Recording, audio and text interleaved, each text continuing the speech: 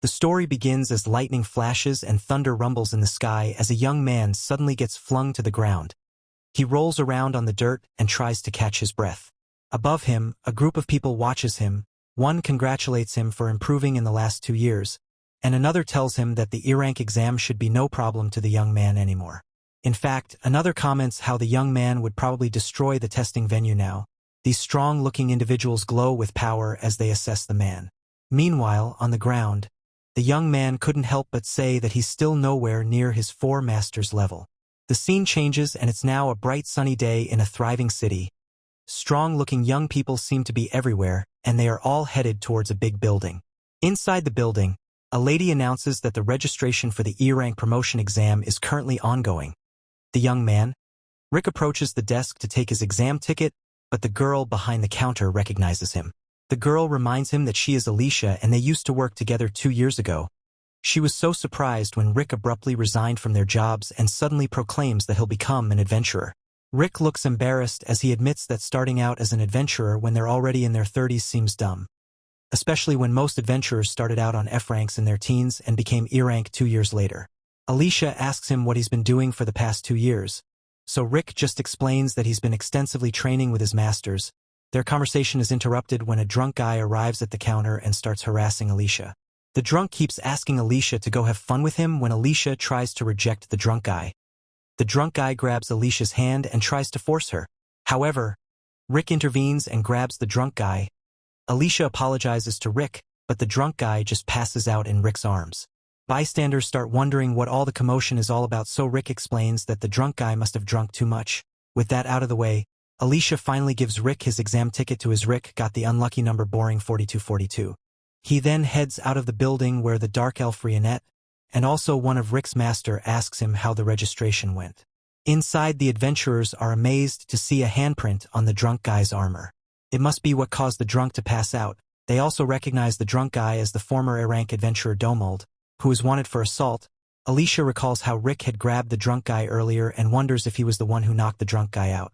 Meanwhile, Rick is going through the physical examination first. Examiners assess his height and weight. They were surprised and concerned when they learned that Rick is already 32 years old. After the physical exam, next is the magical exam. Examinees would have to put their hand on a crystal ball. The crystal ball would measure their mana and would shine depending on how much mana they have. The examinees start and some get D+ or D. They are amazed when one girl gets C+ a high aptitude for an F-rank adventurer. When it was Rick's turn, he touched the ball and a small light appeared. Unfortunately, the light soon disappears, making the examiner grade him F. The other examinees start gossiping and making fun of Rick, but Rick just ignores them and leaves. The examiner was about to call the next examinee when the crystal ball Rick just used suddenly breaks. The next part of the test is a measurement of offensive ability. Examinees are tasked to hit a glowing green column with their attack. Rick recognizes the column as a slime bag. This makes his mind recall when he was trained in using one. His master used to tell him that the basis of one's strength is their flesh. If he can destroy a golden slime bag with his own fist, then Rick can finally trust that his body is strong enough. Rick tries to protest since golden slimes are as hard as a dragon's fang. However, his master just boasts that he can destroy 200 at once and then softly tapping the slime bag, which explodes in all directions from that moment forward. Rick practiced on the golden slime bag by punching it 50,000 times a day. Back in the present, the examinees hit the bag while the proctor records their results when a young blonde 11-year-old boy was called. He confidently and cockily stepped forward.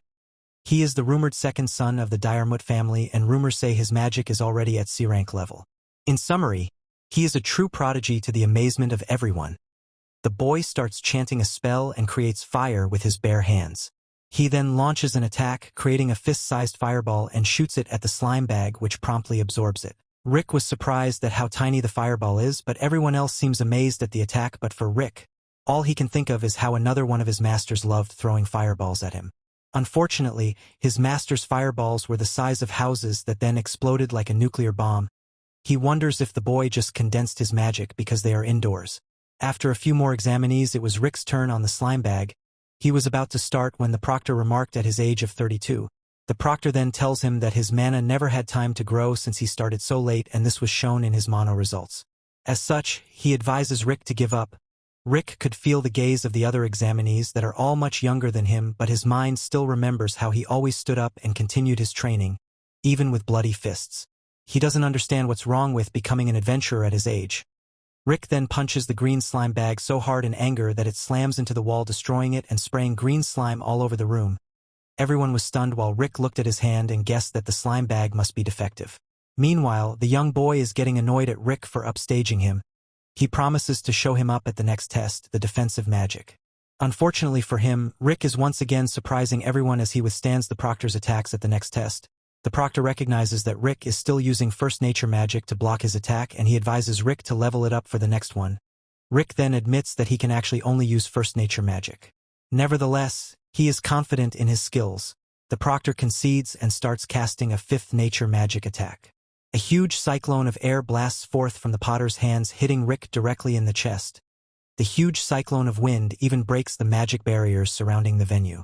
Sylvester Elcernia, the first-ranked knight of the Royal Knights who is on the outskirts of the city, sees the shockwaves coming from the training grounds and assumes that something terrible is happening there. So he quickly makes his way to the exam center and learns from one of the examiners that an F-ranked weak adventurer blocked the military-grade nature magic just by using a defensive first nature magic. Sylvester finds it unbelievable, and so he assumes that the examiner is joking around with him.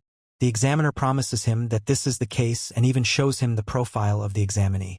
Upon taking a look at the details, Sylvester finds it even more questionable than a 32-year-old middle-aged man who was nothing more but a guild receptionist a few years ago has suddenly become this powerful.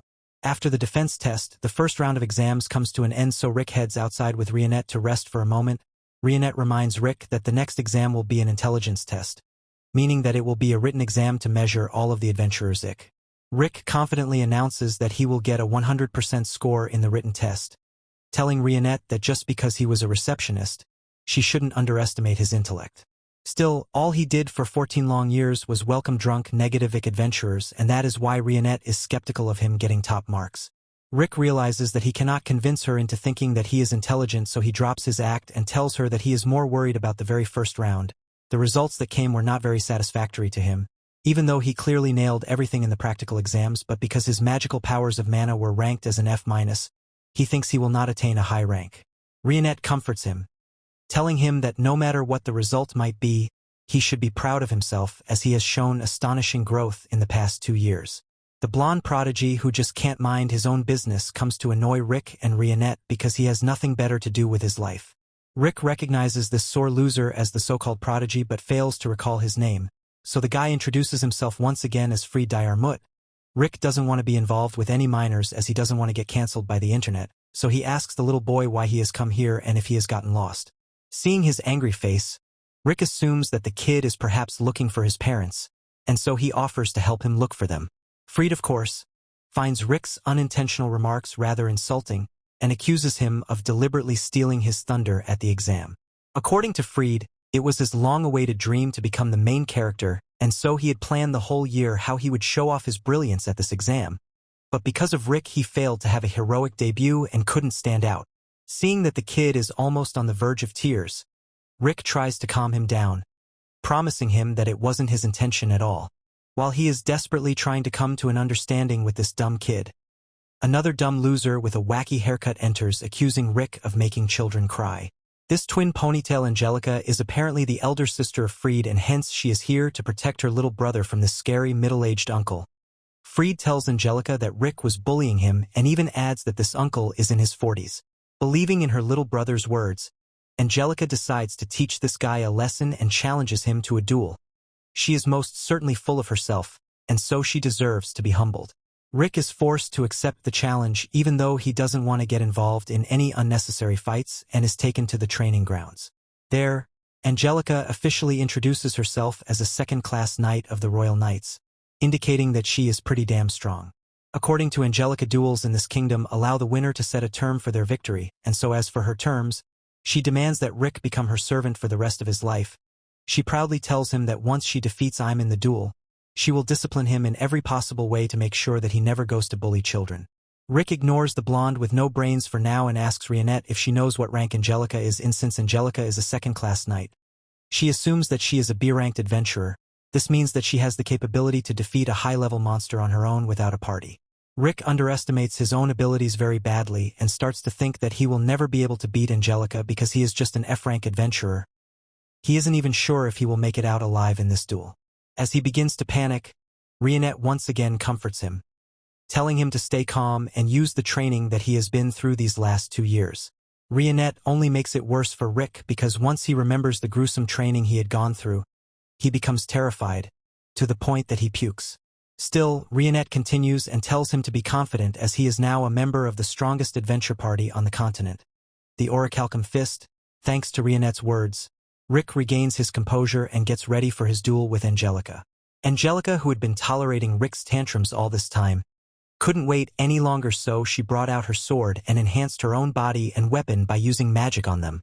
She dashes at him at quick speed and takes him by surprise, not because she is extremely fast but because she is pathetically slow from his perspective. He sees Angelica running at a much slower pace than his own normal running speed, and that makes him realize that maybe B-ranked adventurers aren't that impressive. He avoids the second attack of Angelica, which Angelica thinks happened by fluke because there is no chance an F-ranked adventurer would be able to evade her light-speed attack. She goes for the third attack and once again disappoints Rick, who begins to think that Angelica might have made it to the B rank through nepotism or something. He does not for once consider the idea that he himself might be strong. She keeps coming at him with her snail-like strikes, so Rick finally decides to intercept her. He goes for her head but misses by an inch and makes a huge crater on the ground, making Angelica realize that Rick is actually overpowered, so she immediately surrenders, letting him win the duel. She begins to take her leave with Freed, but Rick stops her as she was supposed to get a punishment for losing their duel.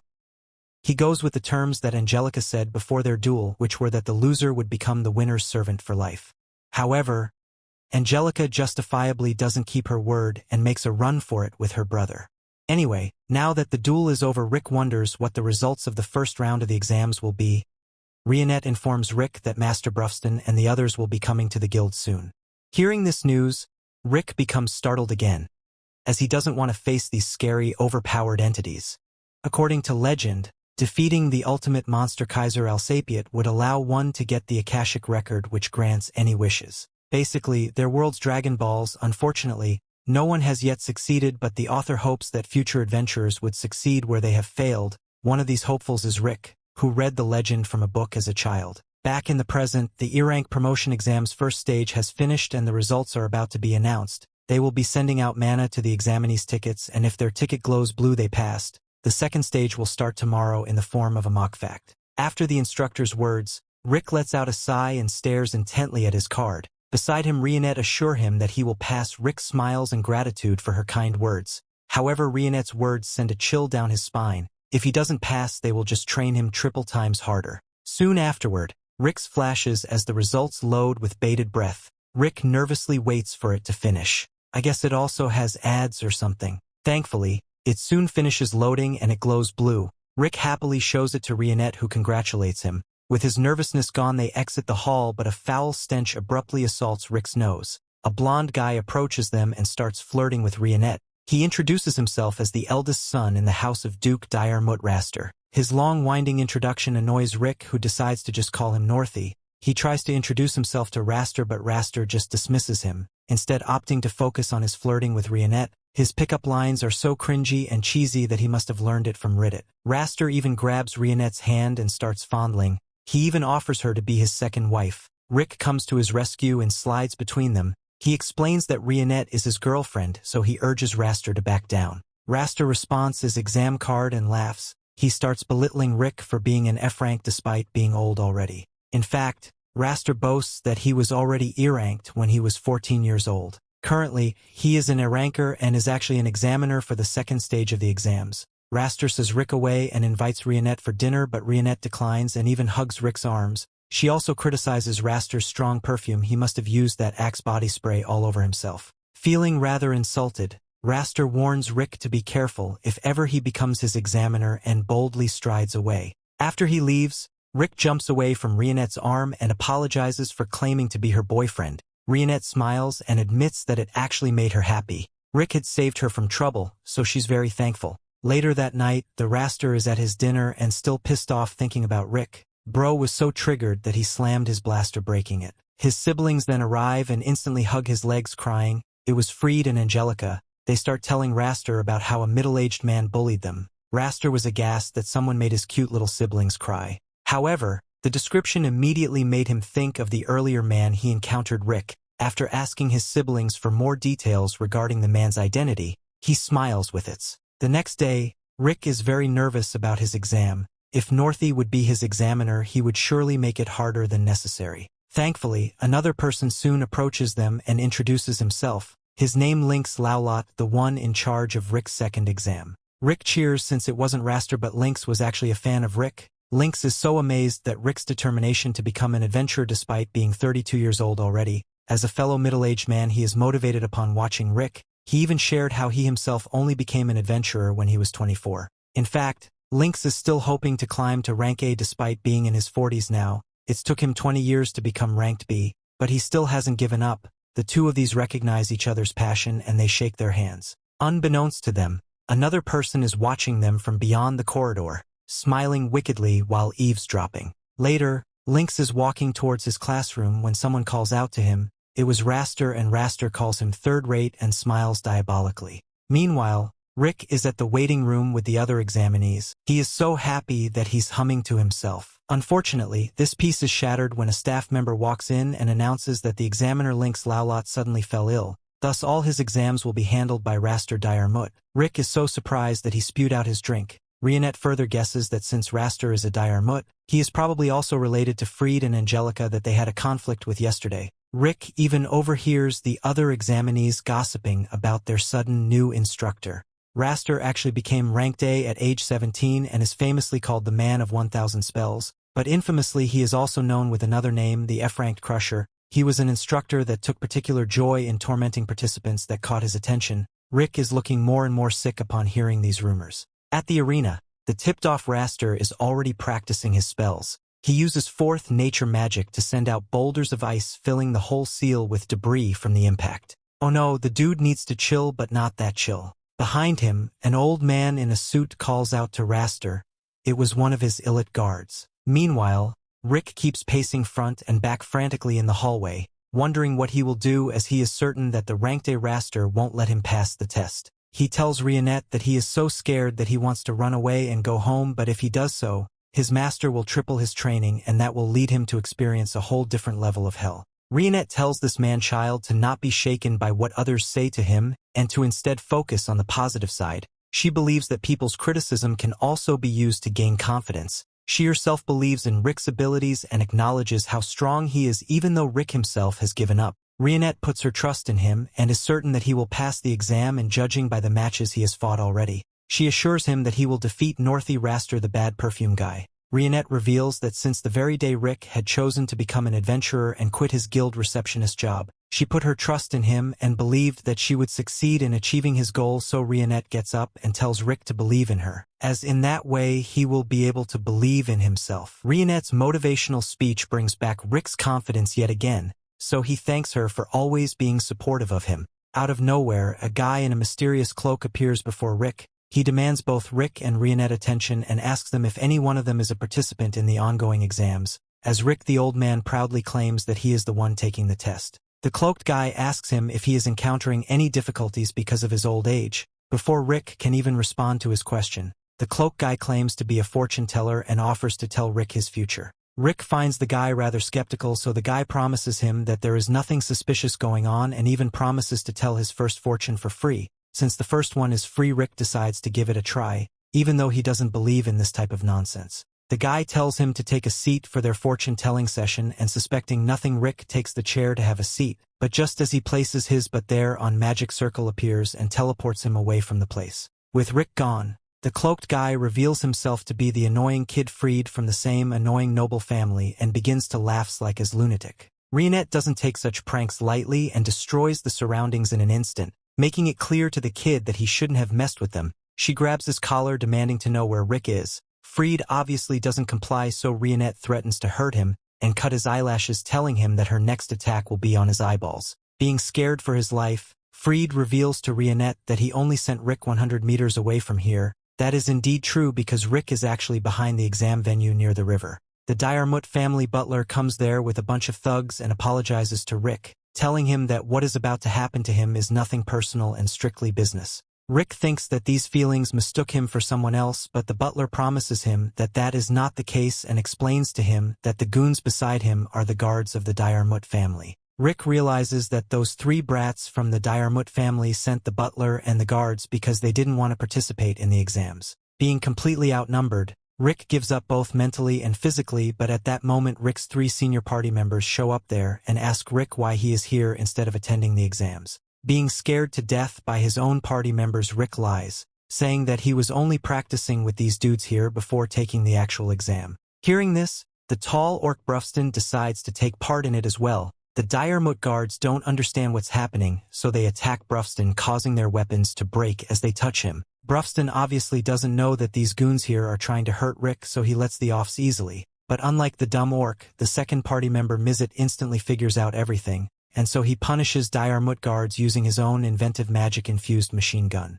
With most of the guards down for good, but one of them desperately takes Rick's third party member, the red-haired little girl Elissaret, hostage. Brufston advises the goons to let go of the little girl, stating that she is the most dangerous of them all, to make sure that he accidentally doesn't kill all of them. Rick tells her that these losers with their knives are only trying to play with her, but the goons state otherwise and grab Elissaret's collar, hurting her. So she decides to give them hell and unleashes 7th nature level magic. Apparently this 10-year-old girl here is the strongest mage of this generation, and because of her destructiveness, she is known as the Demon Child of Ruin. The Diarmut butler recognizes Mizit as the half-dwarf half-elf prodigy, who is 50 years old despite how he looks and is so intellectually genius that he can invent technologies from hundreds to thousands of years in the future. The butler also recognizes the orc named Brufston, who not only has supernatural strings but also great intelligence. Not only that, he has mastered all kinds of support magic spells. Mizit, Brufston, and the Elissaret, all 3 of them are S-ranked adventurers and are part of the same adventurer party, the Orihalcon Fist. So the old butler naturally wets his pants and surrenders,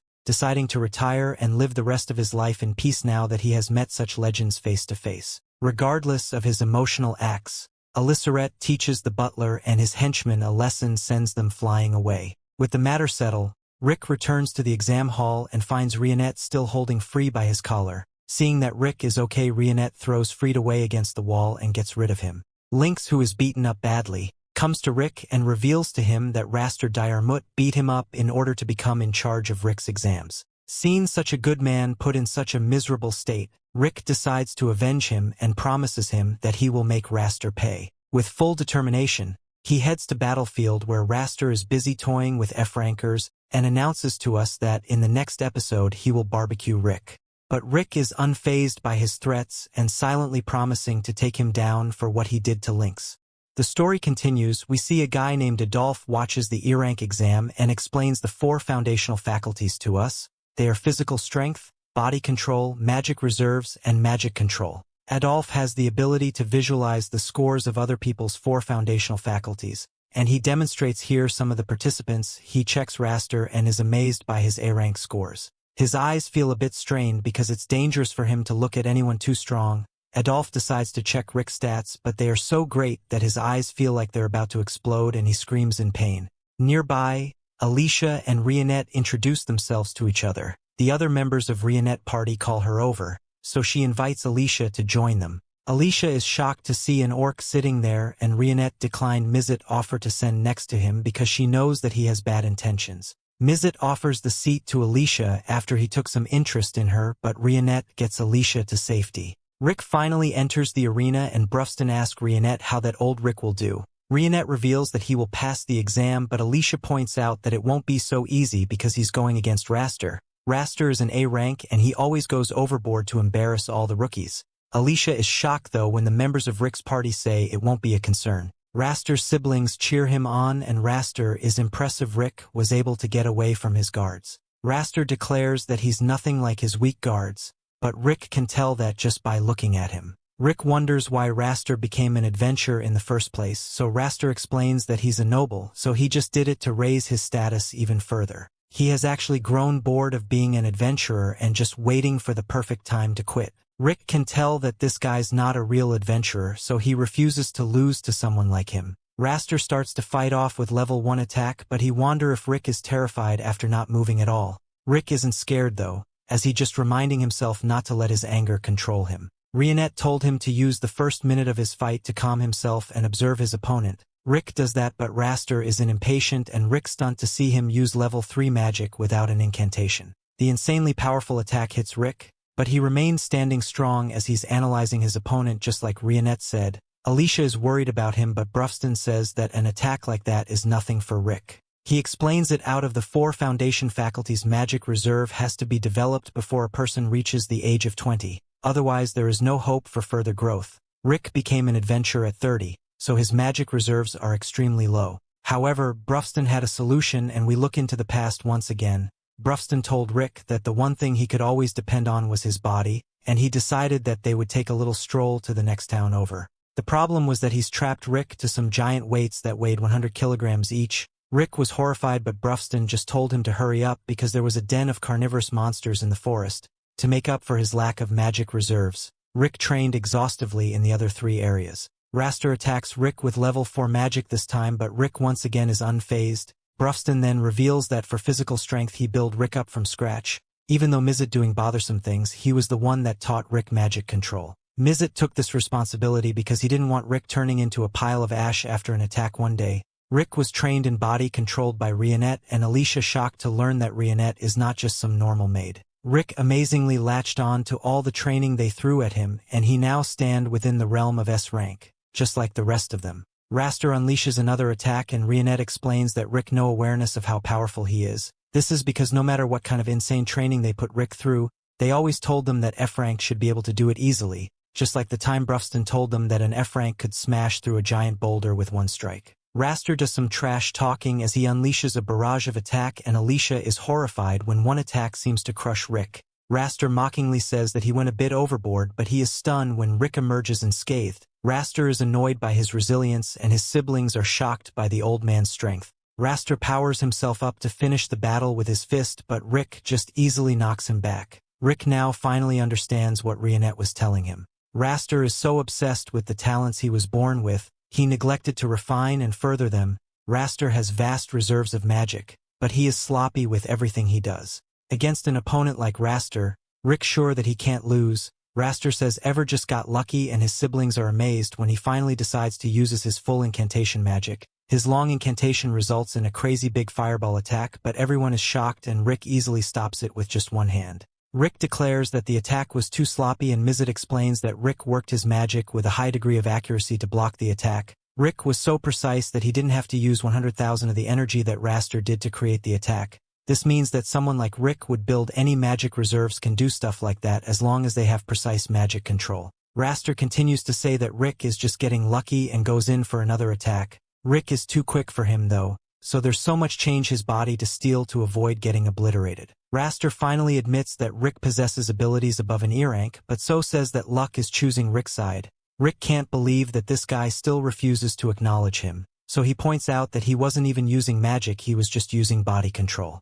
Raster just wants to know how Rick got so strong in just 2 years, but Rick is insulted by the question as he thinks about his torturous training. He had to run through explosions, so went through monster capture fluid until he choked on it, and he wasn't allowed out of a dragon's den until he defeated it. Alicia is horrified to hear just some of the training he went through because normally someone wouldn't survive it. She is then shocked when Brufston reveals that Rick didn't survive. He lost his life multiple times, but Brufston heal can bring someone back to life, as long as it's applied immediately after passing away. This kind of horrifying training was necessary though, because repeatedly breaking down and rebuilding someone's body is how they get stronger. Mizet was also impressed by how Rick stayed in there no matter how crazy the training got. He looks back to his training with Rick and how he would kick off a mountain so he could develop a sense of being able to see the wind. This of course led Rick to losing his life repeatedly and Brufston have to revive him. Aliceret was just as guilty of this type of training as we see that she would crush Rick under boulders. Rionette training of all learning to cut falling she's by using their momentum, and this caused Rick to lose his life as well. Raster just assumes that Rick is lying because he refuses to believe that such terrible training even exists, and even if it did exist, he can't see anyone being motivated enough to go through it. Rick's response is simple. His dream is his motivation, and his dream is to defeat the world's strongest monster, Kaiser Alsapiet. Raster and Fried have a good laugh as they call Rick an idiot, and they can't believe that he is being serious. Alicia knows that Kaiser Alsapiet is the ultimate monster that appears in the legends of the hero Yamato, and Brufston reveals that Rick's goal is also the ultimate goal of their group, the Orihalcon Fist. Raster points out that the legends of the hero Yamato are just bedtime stories for kids, and defeating Alsapiet is their dream of a small child. Rick doesn't care what Raster thinks, as his dream has nothing to do with him anyway. Raster agrees and decides to put an end to their battle, and he surprisingly uses level 7 magic to restrain Rick, but he tells Rick not to get to a maze just yet. Raster plans to show Rick what true telling looks like, and he wants to make it so Rick can never speak nonsense again.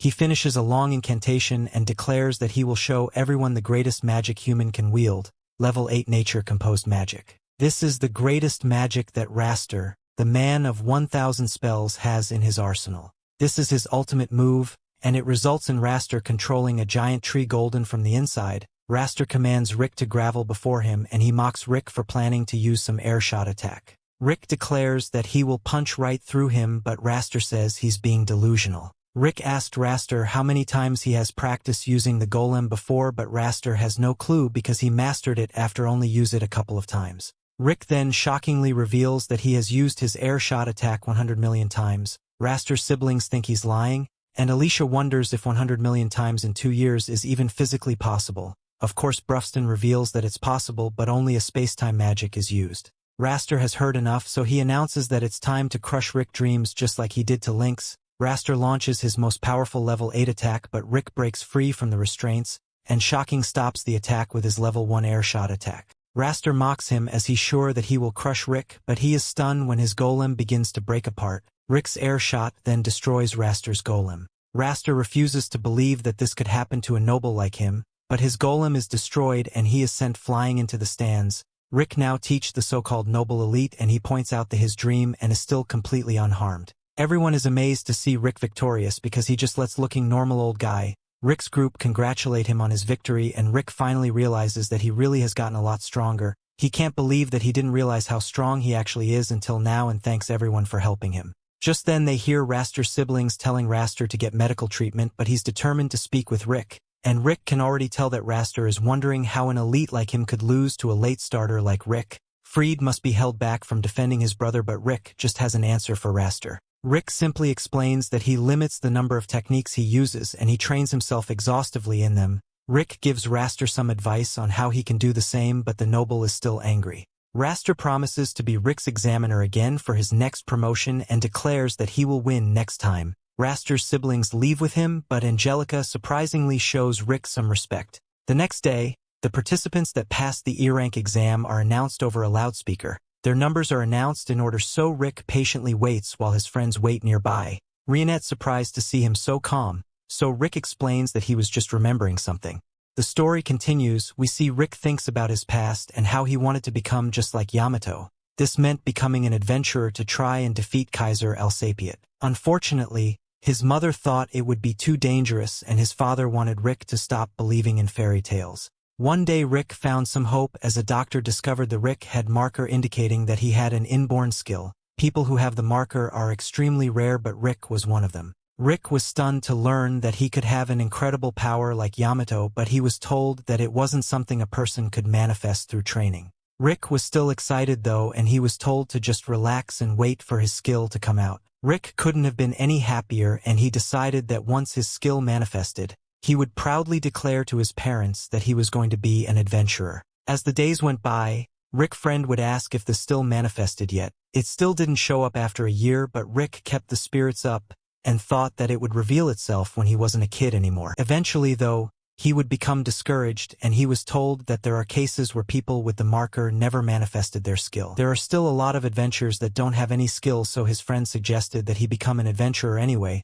They told him how much money he could make, but money isn't why Rick wanted to become an adventurer in the first place. One day Rick's mom was glad to hear that he was hired as a receptionist at a guild. His parents were proud of him for finding a stable job, so Rick accepted that this was his life now. Rick went about doing his new job, but he still continued testing to see if his skill had manifested. Years and years went by as Rick's parents aged, but Rick never stopped reading about the legends of Yamato. His daily life was as a receptionist, but Rick never gave up on his dream. One day, Rick explained to Alicia, the monsters had been driven out of their lairs, so they had been wandering into town. Things are starting to get a bit dangerous, and some new quests will be announced soon. They were mostly low-level monsters, so he assumes that they would be D-ranked quests.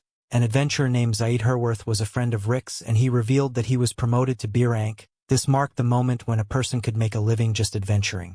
Rick congratulated Zaid, but he couldn't help but be upset with themselves. Rick had done the same job for 14 years and he's gone nowhere. Meanwhile, Zaid had been promoted several times. Rick didn't have much to complain about because his life was pretty stable, but he couldn't help but think how far he would have gone if he had decided to become an adventurer. Just then Rick heard screaming as a giant troll appeared in town. Rick was shocked because it was incredibly rare for a mid-level monster to be there. Rick heroically tried to protect the girl, but she just told him to get out of the way. This girl destroyed the beast and Rick was shocked as this girl simply thanked him for trying to save her. This was when Rick first met Rionette and she revealed that she was an adventurer. Rick assumed that she was a B rank, but she was not. Rick was then sure that she was an A rank and he was super excited because he had never seen an adventurer fight up close. Rick was then stunned when she said she wasn't an A rank either and she was actually an S rank. Rick was incredibly nervous because S rank the cream of crop. He had a question to ask her because she is an S rank, but he hoped that she wouldn't laugh at him.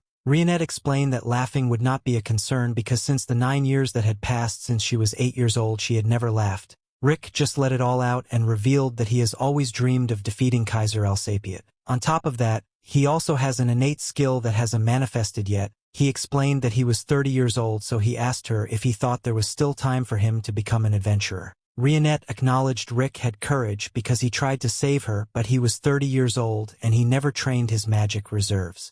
Rick already knew about this limitation, but Rionette explained that it's not just hard to develop resistance after not training it. When you were young, it's basically impossible. Adventures need at least some magic reserves, so she was confident that Rick had no chance at making it as an adventurer. Rick kept a positive attitude as always and he thanked Rionette for the reality check. He could finally stop clinging to the dream he should have given up years ago. Rionette apologized, but Rick said he needed to hear that. He talked non-stop, hoping to mask his disappointment, and jokingly asked her to have a meal with him. Rick was shocked though when she accepted his offer, and she made plans for them the next day. The next day Alicia could tell that Rick was in a good mood and he excitedly told her that they should work their hardest. Zaid arrived that the happy Rick excitedly gave him his quest. Rick couldn't believe that he was having dinner with a girl like Rionette, and he realized that his life wasn't so bad after all. Just then people began scrambling as a monster had appeared and Rick's good mood was ruined. Rick got worried when he spotted Rionette, but he remembered that she can handle herself easily. Rick was then startled when several more monsters appeared, but Rionette told them that she would handle them. Rick knew that he would only get in the way, so he stood aside while Rionette started destroying the beasts. She tore them to pieces and Rick was amazed to see what an S rank could do. Rionette finished up the last monster, but she became concerned when she sensed something. Rionette had a flashback to a horrible memory and she collapsed because of the terrifying magical energy. Another beast arrived to attack them, but Zaid appeared out of nowhere to rescue them. Some other adventurer showed up and Zaid explained that the guild put together an emergency quest. The adventurers then worked together by using their amazing abilities and they started annihilating the monsters. Rick thought he had already given up on becoming an adventurer, but watching this group fight made Rick realize that he was still jealous of them. Rionette warned him that it's too dangerous there, but Rick said they would be fine because it is a B rank. Rionette was still terrified though and revealed that a B rank wouldn't be enough to fight the threat that is nearby. Rick was shocked and Rionette revealed that the threat was dragon.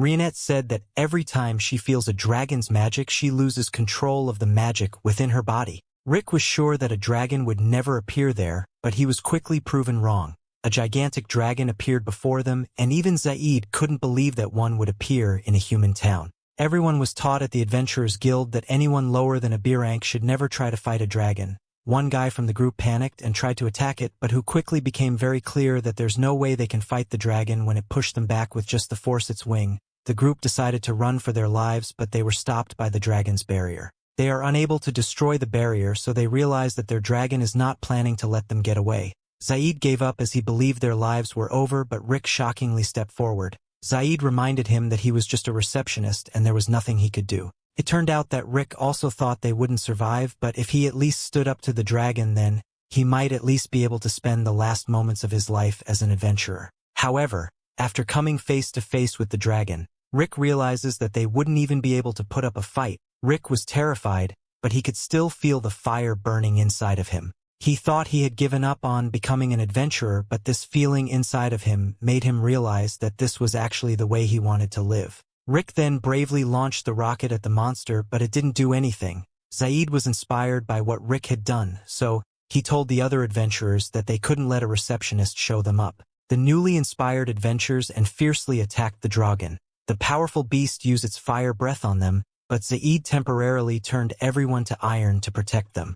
The blast was too powerful though, so everyone was injured and Zaid determined that this was really the end for them. Rionette hated herself for not being able to fight the dragon, but it was too late anyway as the dragon prepared to end them all. Everyone had given up, but they were stunned when Rick emerged from the rubble. Rick became very serious and he vowed that he would make his dream come true no matter what. Rionette was horrified though when she could only watch as the dragon crushed him. Just then a voice declared that Rick had acquired a skill, and everyone was stunned when Rick lifted the dragon's foot. No one could believe their eyes and they couldn't even recognize Rick. He didn't look like himself at all, and there was so much magic overflowing from him that it was actually visible. Rick realized that his inborn skill must have just manifested and he wondered what took it so long. Rick gained a ton of confidence, so he told the giant lizard to give him everything he had so he could test out his new skill. The dragon launched attack after attack, but Rick blocked them all. Eventually Rick fought back, and his attack was so incredibly powerful that it blew a hole right through the dragon's barrier and the dragon.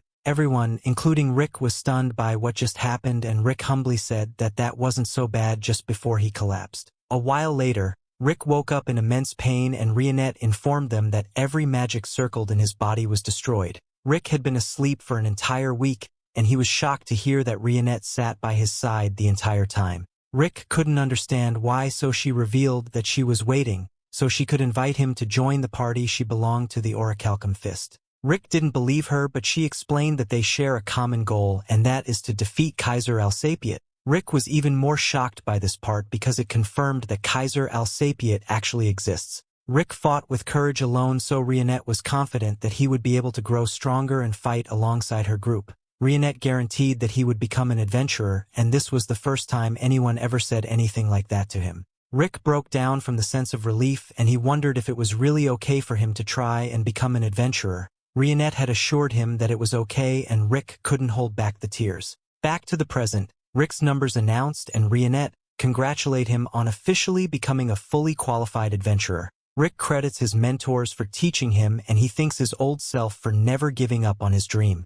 One day, Lynx Laulot, the former E-rank examiner, is trudging through a deep forest. A few days ago, Rick had visited him in the hospital where he was sent to after getting beat up by Raster. When he learned that Rick passed the exam and defeated Raster, he happily congratulates Rick and asks if he can visit his place. To his surprise, Rick made terrible face but still accepted his request. That is why he is now traveling through the forest wearing his best gear. To his confusion, the directions that Rick gave him brought him to a weird-looking castle. Link's jaw drops upon seeing the humongous door of the castle. He nervously decides to take the smaller side door and rings the bell, but he was surprised to see Rick nonchalantly pushing open the humongous door instead. Inside the castle walls, a beautiful garden welcomes him with no monsters in sight. This confuses Lynx because Rick asked him to wear the armor when visiting, but when he told this to Rick seriously replies that the armor is so that he will be able to get home alive.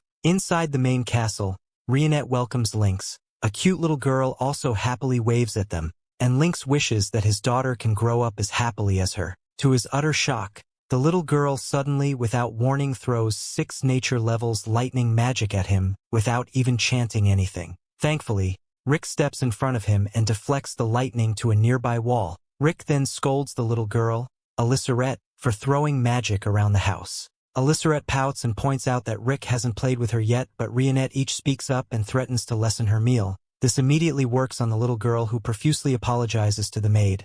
Rick asks Lynx to wait for a bit while he plays with Alysseret. Rionette then brings Lynx to his spare guest room to wait. Bro must be getting the surprise of the lifetime that his eyes will soon show up. Lynx looks around the room and sees someone in the yard from the window, and he decides to step out and introduces himself to the guy. The guy in return introduces himself as Mizet. Lynx notices that Mizet is crafting something, and when he asks about it, Mizet explains that it is a weapon prototype he made. A few seconds later, Lynx is already testing out the prototype, which is actually a rocket launcher. By following Mizet instructions, he points the rocket launcher towards a target and pulls the trigger. The rocket fires and Lynx falls back from the recording. His jaw then fell when he witnessed that the rocket basically deleted the target from existence. Mizet wasn't even impressed, but Lynx could already see the implications of such a weapon. if it ever gets mass-produced their world would definitely change. Lynx heads back to the castle while wondering why are all the people in the castle so absurdly strong.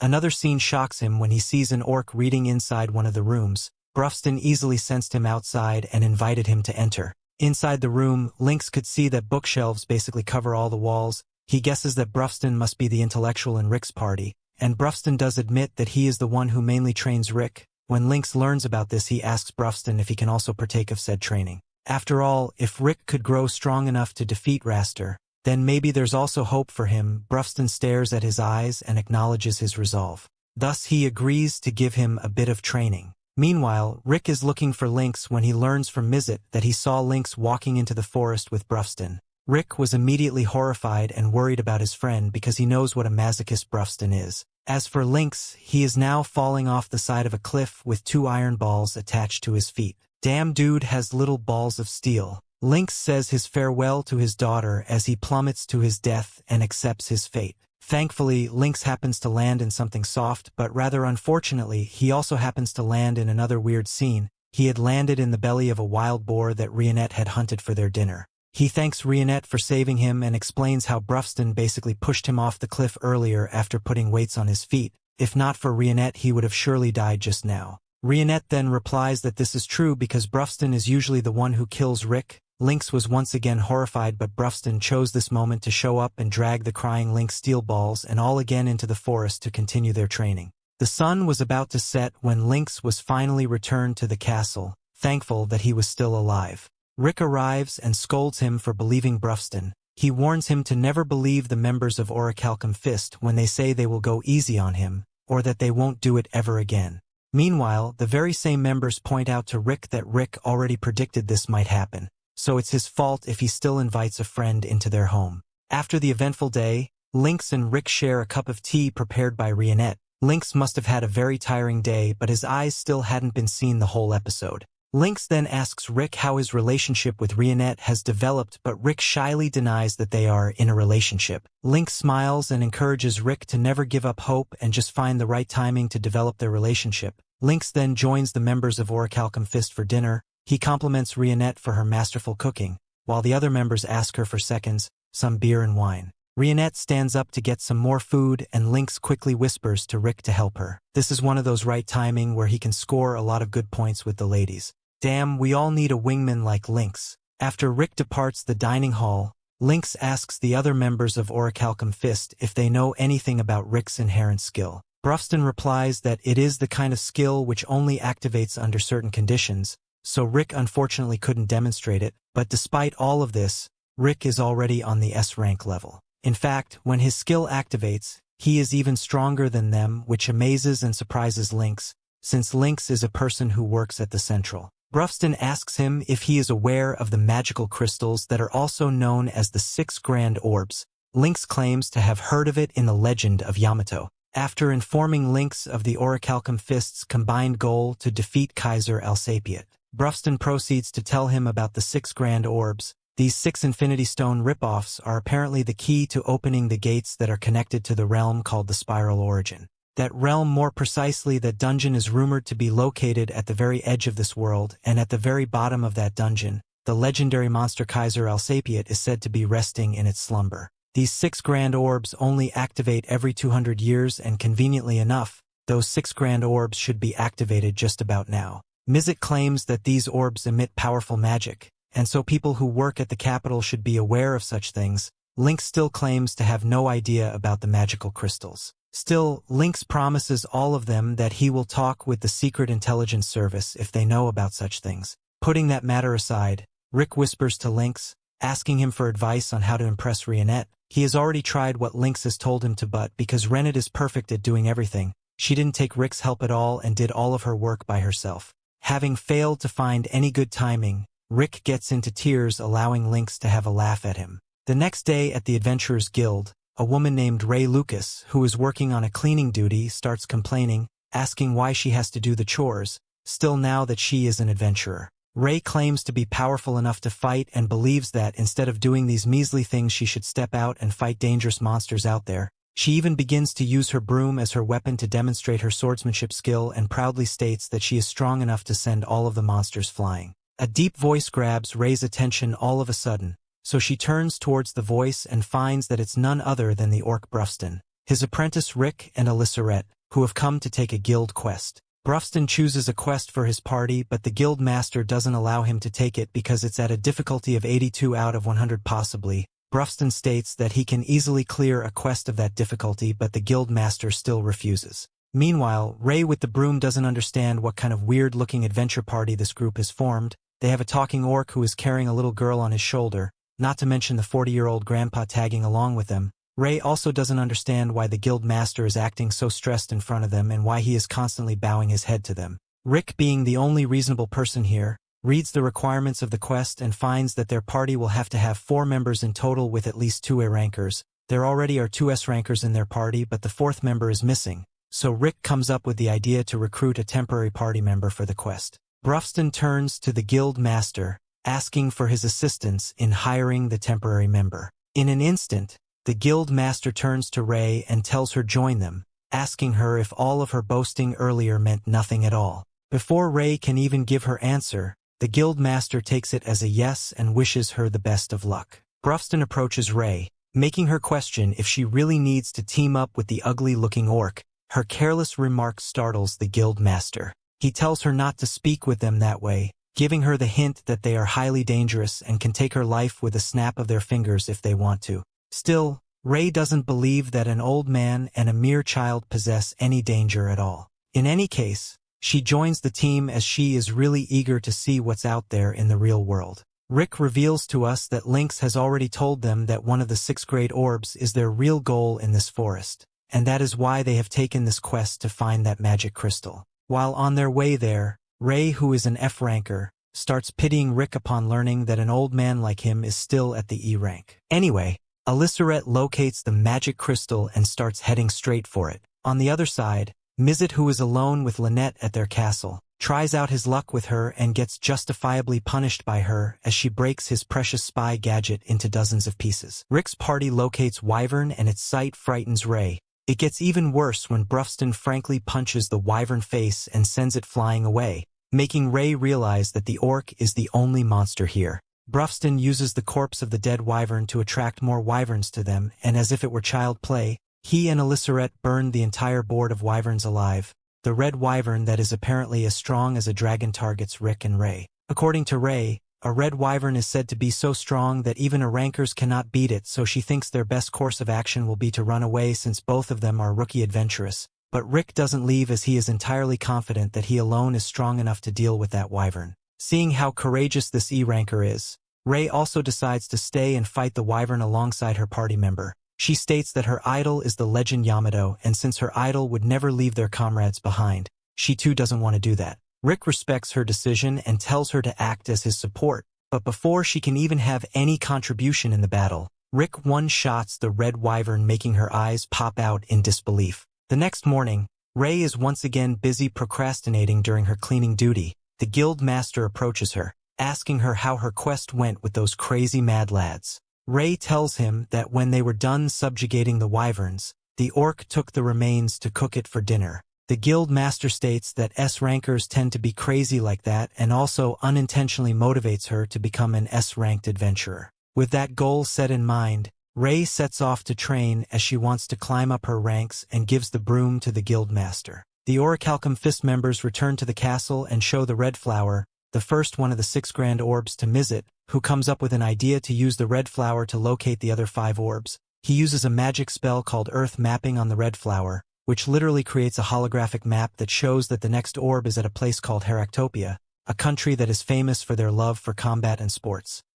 We then learned that 400 years ago the 4th king Alexander Heractopia built the Colosseum. The king held fighting competitions and Alexander himself fought with no weapons but his own body. He reigned as the undefeated champion of 10,000 fights. Then people from all over the world came to either watch him or fight him. This small kingdom grew exponentially and it is now known as the Kingdom of Heractopia. Rick and the others arrive at this kingdom and stare at the statue of Alexander, who was known as the King of Fists. Fighting for entertainment is a huge business here, so being a fighter is a popular occupation. These professional fighters are called pugilists. Brufston wishes he could have sparred with King Alexander at least once. when he was alive, but Wake fears that they would have destroyed the kingdom. Our group tries to get information on the 6 jewels, but people are terrified of the giant Brufston. Just then they notice some bald guy bothering a girl. Brufston decides to have some information, but the creep says he's not intimidated by orcs because he's a pugilist. Brufston straight up tells this guy that he doesn't look very strong, so the creep challenges him to meet him in an alley.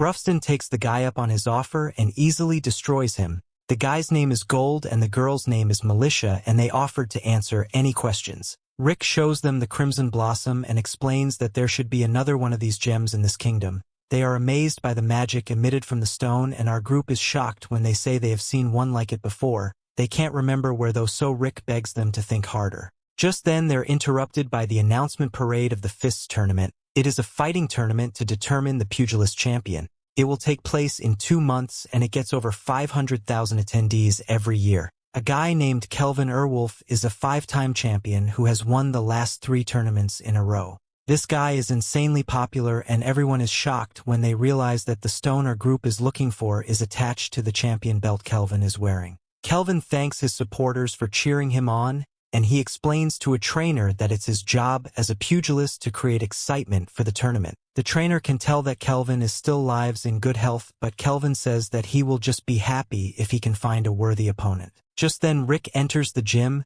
and explains that there are adventurers looking for a certain gem. Brufston wants to get right to the point, and everyone is shocked by his appearance. Rick says that they need to follow proper procedure when speaking to a stranger, but Brufston says that he isn't the type. Brufston tells Kelvin to give him the belt, and Rick has clear things up by explaining that they aren't thieves. Brufston explains that the gem on the bell used to belong to their party. He says that they will return the bell and give him an equivalent German exchange. The trainer plans to throw them out, but Kelvin stops him. He explains that he has a good nose and he can tell that they are in line. While Kelvin does believe them, he cannot allow them to take the belt. The belt is the pride of the people of Heractopia, and the only way for them to get the belt is by standing at the top of the King of Fists tournament. Brufston surprisingly agrees with him, and our group leaves. The trainer wonders why Kelvin just let them leave, because he wanted to let the rookie fighters beat them up. Kelvin explains everyone would have lost their lives if they try to fight Rick and his group. The trainer is shocked because he had no clue that they were that strong. Kelvin could tell that while the maid seemed very calm, she has incredible skills.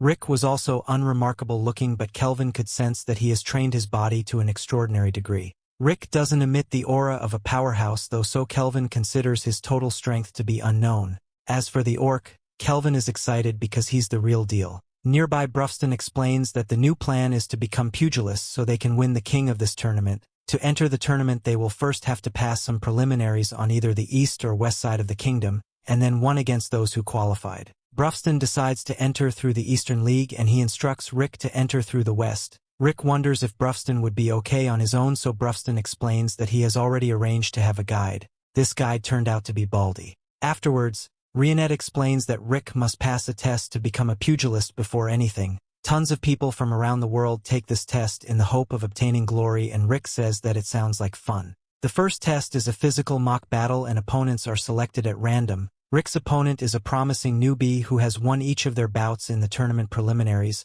Winning or losing isn't important though, because participants can still pass as long as they meet a certain standard. Just then Rick shocked to recognize the voice of his opponent, and it turned out to be Angelica. Angelica makes her grand entrance, but she is horrified to see Rick. The small audience cheers her on, and they predict that she will quickly destroy Rick. Rick fears that her Aster is there as well, but Angelica explains that she came alone. Angelica thinks about how bad things are for her since her opponent is the old guy that beat her ranked A brother. Even though winning doesn't matter right now, Angelica refuses to suffer defeat in the mock battle. Rick still doesn't look very strong to her, but she doesn't plan to let her guard down like last time.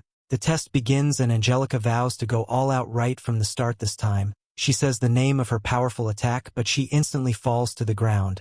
Angelica thinks she just lost her balance, but she falls again. Rick stands over her and wonders what she thinks about this new skill he has learned in the last few months. Angelica is shocked to hear that he has been knocking her down, and he explains that this skill is called the 8 secrets of going easy. Secret number 1 is continually sweeping the legs of his opponent to demoralize them. Angelica's horrified because this means that Rick has been sweeping her legs so fast that even a knight second class can't see it. She doesn't believe that such a skill could possibly exist, but it's entirely possible when it comes to Rick. Angelica creates some distance between them and Rick once again just knocks her down. Rick keeps doing it, but Angelica says that this isn't nearly enough to make her give up. Rick then decides to fight seriously, so Angelica's buff is called and she surrenders. Rick is a pugilist now, so he has to the preliminaries. However, just then, Angelica stops him to wonder how many times he plans to humiliate her. Rick doesn't want her to cry, so he offers to take her to get something to eat. Malicia's parents own the restaurant, so she tells him to just relax and enjoy some freebies. Angelica is shocked to hear that Rick plans to win the king of this tournament because it sounds like a crazy dream. Angelica became a pugilist 4 months ago and she plans to enter the tournament as well. Angelica thought that Rick was going to try to win the tournament next year, so she shot that he wants to win this year's tournament. She concedes that Rick's power strains the bounds of logic, but she is sure that it won't be possible for him to win. Angelica explains that the path to the king of his tournament is a long one. First of all, only those who win 40 bouts over the half-year preliminaries earn the right to participate in the league competition. Rick thinks that all he has to do is win a bunch, but it's not that simple. The fights are extremely brutal, so at most people fight 10 bouts per month. There is only 1 week left, and winning 40 bouts in just 1 week is physically impossible. Rick is shocked to hear this because he thought that 10 flights a day would be easy, so he requested to have 40 bouts in 4 days. Angelica is horrified and she wishes she would stop breaking the laws of common sense. The next day, Rick goes to have his first preliminary bout. Rick's opponent is someone named Albert, but he is told that there are rumors about Albert breaking the rules by using a weapon. No evidence was found during body checks though, but there's just told to be careful. Rick faces off against this guy and he's glad to see that he doesn't have a weapon. However, we see the Albert has a hidden stone that increases the force of his attacks by 30 times. The fight begins and Albert uses his coat to obstruct Rick's vision. His attack is powerful and Albert declares his victory. It's too soon though, as his broken arm eventually kicks in. Rick sees the impact stone and points out that it will break its user's bones if they haven't trained hard enough. Albert thinks about how he did train, but it's too late as Rick declares that it's his turn to attack. Rick uses secret number 2 from his 8 secrets of going easy, which is a skill that uses the shockwave from a passing punch to shake his opponent's brain and cause unconsciousness. The point of his 8 secrets is to win fights without causing major injury to his opponents, and everyone is shocked to witness it. Albert is out cold, so Rick is announced the winner. One guy is glad to see someone so powerful, and he determines that this year's tournament will be one for the ages. Elsewhere, we got to look at some fearsome monster-looking guy, and he is told that it's nearly time to get to work. The story continues. We see Angelica participates in her own bout, and she absolutely destroys her opponent. Rick congratulates her on making it through the preliminaries, and she brags about winning 40 matches in a row. She also intends on winning her way through the block league, and Rick is eager to do his best too. Angelica still can't believe that he's going to try and do 40 bouts in 4 days because each venue only hosts 1 bout per day. This means that Rick will have to travel a long distance between preliminary fights, but Angelica doesn't think it's possible. Rick has to get to the Green Hill Arena in 10 minutes before his next bout, but Angelica gets annoyed because he wasn't listening. This arena is 30 kilometers away and he won't be able to get there in time even if he rode on a carriage. Rick calls her crazy for even suggesting that he ride on a slow carriage because he rather just runs. Angelica says that that makes even less sense, but Rick shows that he's much faster than a carriage. Angelica would like to watch Rick's match, but there is no possible way she could make it in time. Rionette said she could make it happen, so she does some ultra-high-speed parkour. At the venue, we see that Rick already finished his bout, but Angelica was in no shape to watch. Rick won, but he still needs to work on his 8 secrets of going easy because he did too much damage. Rick heads to the next venue, so Angelica tries to avoid being dragged away again, but Rionette takes her away anyway. The 3 of them then go from arena to arena as Rick destroyed several opponents. The 4 days pass and Angelica stunned because Rick actually managed to win the 40 matches he needed for the preliminaries. Next is the block league matches, and Angelica's relieved that she's not in the same block as Rick. Angelica was hoping to win the entire tournament, but she realizes now that it will be impossible with Rick around. To make things worse, Rionette explains that the S-rank Brufston is participating as well. Angelica thinks about how no matter how things seem, she still can't let asserted man get away with something. Rionette wonders what she's talking about, but Angelica just changes the subject. She wonders where Rick is, so Rionette explains that he's out on his daily 600-kilometer run. Angelica isn't even surprised anymore by the crazy stuff Rick does. and she wonders how Rionette puts up with him. She's always with Rick, so Angelica pities her for people probably thinking that they are in love. Surprisingly, Rionette doesn't mind as she reveals that she has a deep affection for Rick. Some guy approaches them, so Angelica thinks he's trying to hit on them. Embarrassingly for her, the guy just needs their help with some work because he doesn't have enough staff. Rick finishes his run, and he is met by the chairman of the Western League's management committee. His name is Snape, and he's impressed by Rick for being the fastest qualifier in the preliminary league's history. The lizard man is told that Angelica isn't there, and Ricky's surprised that he knows her. Snape is then the one to be surprised when Rick can tell that he's a retired pugilist, and Rick explains that he knew Snape was a fighter from their handshake. Snape reveals that he last fought 20 years ago when he won a little competition. The roar of the crowd was invigorating, but he retired when he was just 23 years old. That competition ended up being the first and last time he won anything. Snape doesn't compete anymore, but his company has entered someone in this year's competition. As Snape leaves, he tells Rick to say hello to Angelica for him, but he also wants him to warn her not to get too excited. Afterwards, Militia seems worried, and she reveals that Snape is from the Dragonaut Company. Snape makes himself appear like a gentleman, but there are rumors that he's connected to the underworld. He's the lead sponsor of this year's competition, and sponsors are given one slot for a competitor in the tournament. Just then, Rick overhears some guys talking about this year's bunny girl. They fawn over a newcomer, and they call her a dark elf girl. The next day, we see the bunny girls they're talking about as Angelica and Rionette have agreed to help the guy from earlier. The job of these bunnies is to build excitement for the tournament and to take bets. Rionette only agreed to do it because Angelica did, and Angelica says that she couldn't turn down someone asking for help with blood on their face. Some drunk guy makes all the bunny girls uncomfortable, but he pays the price for getting too handsy with Angelica. Angelica gets really embarrassed when Rick arrives, and she explains that she's helping someone. Rick is in awe of how great Rionette looks, and Angelica becomes furious because he didn't react the same way to her.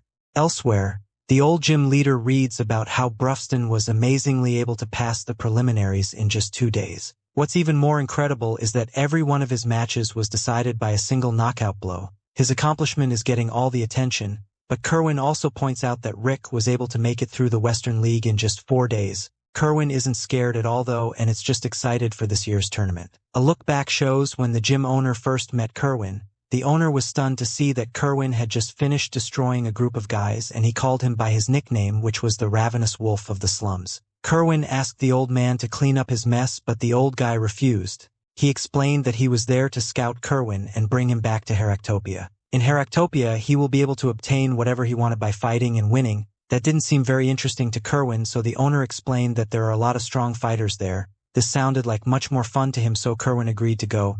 Kerwin has that same expression on his face now, and he explains that he hasn't been this excited in some time. Back with Rick, Angelica's still upset that Rick didn't look at her a certain way. Rick changes the subject and reveals that Snape was looking for her. Angelica's clearly surprised, but she denies knowing anyone by that name. The next day, the blocklay competition to decide the tournament participants begins. Only one entrant from each block can participate in the final tournament, so it will be really intense. Angelica faces off against some chick named Helen, but Rick can tell that Angelica doesn't seem like her usual self. Angelica's really tense, but she still manages to win. Rick is up next, and he uses one of his 8 secrets of going easy to defeat his opponent. Rionette is pleased to see that Rick's getting better at holding back, but Angelica thinks he's just as ridiculous as ever. The two then take turns winning fights until there are only 4 bouts left. Rick wants to discuss tactics because they have to win every fight, but Angelica says that she doesn't need it. She faces off against her next opponent, and Rick has impressed to see her combining her physical techniques with magic. However, Rick can tell that there is something dangerous about her opponent. This guy breaks through her magic, and he manages to land a devastating punch. Rick is concerned she takes some serious damage, and it is announced that Angelica has been defeated. She fought hard to press her opponent, but the guy named Taylor destroyed her with a single blow. Angelica gets healed, but her pride is still injured. Rick says that she was impatient and stubborn while fighting, but this just gets her more upset. Rick keeps trying to tell her that she could have won if she was more focused, so he wonders if something is bothering her. Rick isn't even sure if he will be able to do anything, but he wants to try and help her. His kind words get Angelica to give in, and she reveals that Snape is her fiancé. She explains that a year ago her parents passed away in an accident. Her and her siblings took on the responsibilities of the household, but they were inexperienced and fell into great financial difficulties. Their evil grandfather stepped in and made a deal with Snape. Snape promised to provide them with a large sum of money, but he demanded that he be allowed to marry Angelica. Rick has a seriously delayed reaction to the news, and Angelica becomes furious by his lack of ability to process information. She goes on to explain that we're trying to stop their marriage. She discovered that Snape had become the main sponsor for the tournament. She prepares to reveal what Snape's true intentions are, but they are interrupted by some commotion. They find that some lizard guy that Angelica is horrified of is causing a stir, and he's being confronted by the guy that easily defeated Angelica earlier. Taylor tries to stop the lizard man from hurting a woman, but the lizard man tells him that he's getting too cocky. Angelica's then shocked when the beast knocks Taylor out with just one blow. A waitress tries to calm the monster down, but he just ends up bothering her as well. Angelica jumps in to stop him, but this just infuriates the guy. He attacks Angelica, but Rick shocks everyone by stepping in and telling the guy to calm down. Just then Snape arrives and stops the lizard man named Geese. He tells him to save it for the tournament, so Geese leaves. Snape apologizes to the bar owner and explains that Geese is his brother. There is no one strong enough to beat him, so he is troublesome to deal with when he gets violent. Snape checks on Angelica, and he's glad to hear that she is not hurt. Snape leaves, so Angelica explains the connection between herself, Snape, and the tournament. Snape promised to give her family a very large amount of money, but her investigation found that Snape's company doesn't have nearly enough to pay. This made her realize that Snape intends to earn the money through the tournament. Rick uses his brain to determine that Snape is going to use the sponsor slot to fix the outcome of the tournament, and Angelica confirms it. Because of this, Angelica decided to win the tournament so Snape couldn't uphold his end of the deal, and the engagement would be cancelled. The problem is that Snape used his sponsor slot on Geese, and she knows that she can't beat him. Angelica is stunned, though, when Rick offers to train her, and she begins to fear for her own life. The story continues. We see Rick says that this training will be harsher than anything Angelica can't even imagine, but she tells him not to hold back. Angelica is shocked, though. When Rick puts some weights on her, Rick just tells her to remember her strengthening magic, so she doesn't end up dying, but Angelica wishes he would explain the training to her first. Rick ignores her pleas and just drags her along as he runs. Angelica freaks out if she has no idea what's going on, so Rick explains if she can get her body used to fast movement by getting pulled by someone faster. Angelica has some really good acceleration, but her problem is that she loses her stability after that. Angelica begs him to stop for a moment, but Rick declares that the key to rapid improvement is to kick it up a notch. When you think you're at your limit, Rick assures so that it won't be so bad because there are only 6 more hours left of this. When it's over, Angelica can't believe that her legs are still attached to her body because she thought they fell off a long time ago. Rick went through the same exact training, and he even died 3 times on his first day. Angelica's proud to have survived, but Rick reveals that they still have afternoon training coming up after a short lunch break. Angelica begs for it to be over, but Rick seems to have selective hearing, as he just says that they will meet again in an hour. After 5 more days of training, Angelica convinces herself that she didn't run away from training, and she just made a tactical retreat to protect her mental health. She is confident that Rick won't find her, but she is very wrong. Rick looked for her all over the country, but Angelica is shocked because it's only been 15 minutes since she ran away. Rick surprisingly understands why she ran away because he did the same thing during his 2 years of training. He ran away dozens of times, but he also died tens of thousands of times too. One time, Alysseret even had to share her mana with Brufston so he could revive Rick another 2,000 times. This meant a lot more training and dying, so Rick had to get used to it. Rick was on the verge of giving up several times, but Brufston always gave him words of encouragement. He told him to compare their regret he would feel if he gave up versus his current suffering. The weight of giving up was always heavier, so Rick kept going. Angelica then describes all the things she hates about being a noble. Because of all those things, she decided to contribute to her family as someone who fights and not a noble lady. This is why she dreams of becoming the first special class woman knight. Angelica doesn't want to feel the weight of regret either, so she's once again ready to train. Angelica's better suited to using a sword, but the tournament doesn't allow weapons. Because of this, Rick thinks it would be best to teach her techniques that turned her hands into a sword. To do this, Rick has invited Rionette to join their training. A while later, it's time for the last match between the top spots of Block C. This is Angelica's fight, but she's growling like a wild beast for some reason.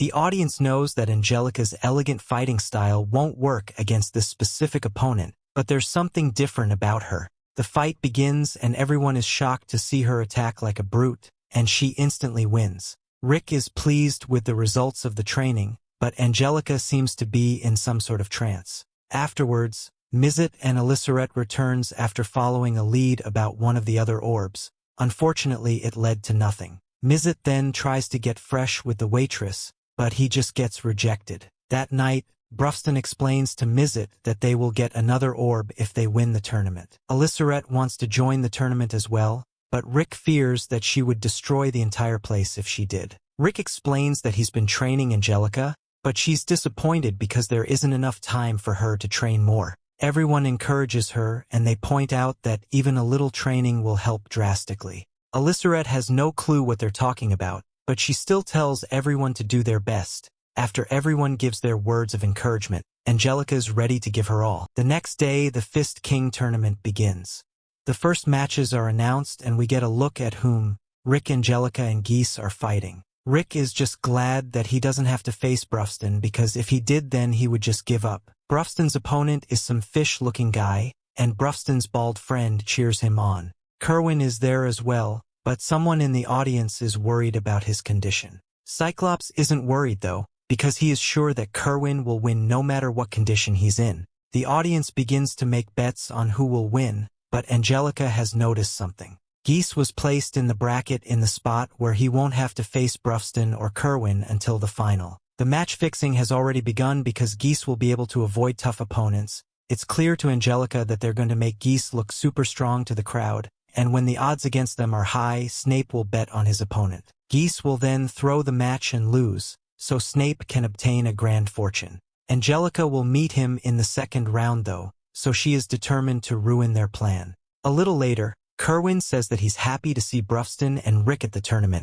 Brufston reminds him that they're there for the belt, and they all look forward to facing each other. Cyclops points out that Kerwin has the look of a challenger now, and he's glad because it reminds him of how Kerwin looked a long time ago. He's talking about when he first brought Kerwin to his gym, and Cyclops boasted about having a fighter from his gym reach top 4 in the tournament. Kerwin was allowed to fight this guy, and he wondered if he was also allowed to end his life. That's of course against the rules, just like using a weapon, but those are the only rules. Kerwin confidently told the guy not to get upset after losing, but Kerwin ended up being the one on the ground. Kerwin lost, but his extremely high potential was obvious, even though he had never been trained before. Kerwin changed after his first defeat as he trained harder so he could grasp victory. He began looking forward to losing to even stronger opponents because he would then just train even more. This was the life Kerwin always wanted, and his endless training led to him shocking the world. Kerwin ended up decimating the champion in his first tournament.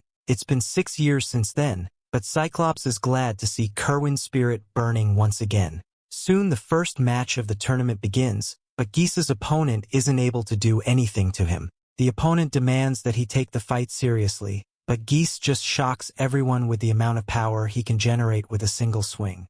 The opponent doesn't give up and launches a barrage of attacks at an insane speed, but Geese's becomes more annoyed. Geese attacks again, but he unintentionally hits the guy and knocks him out cold. He is announced the winner, and everyone wonders if there has ever been a sponsor fighter this strong. It's clear that he's very strong, but Rick thinks something is strange. Even with all of Geese's power and toughness, his movements are of a complete amateur. Unfortunately, Geese still won easily, and he left quite the impression on the crowd. The tournament continues, and our heroes win all their fights. The last match of the first round is Kerwin's, and our heroes are eager to finally see what he can do. Kerwin attacks with incredible speed, and Rick says that it's like he knew exactly what his opponent was going to do. Brufston explains just how crazy Kerwin really is, as he's able to sense changes in electrical signals and adrenaline among other things, just by smelling them. They agree that he's an incredible fighter, but the crowd is shocked as Kerwin gets knocked to the ground.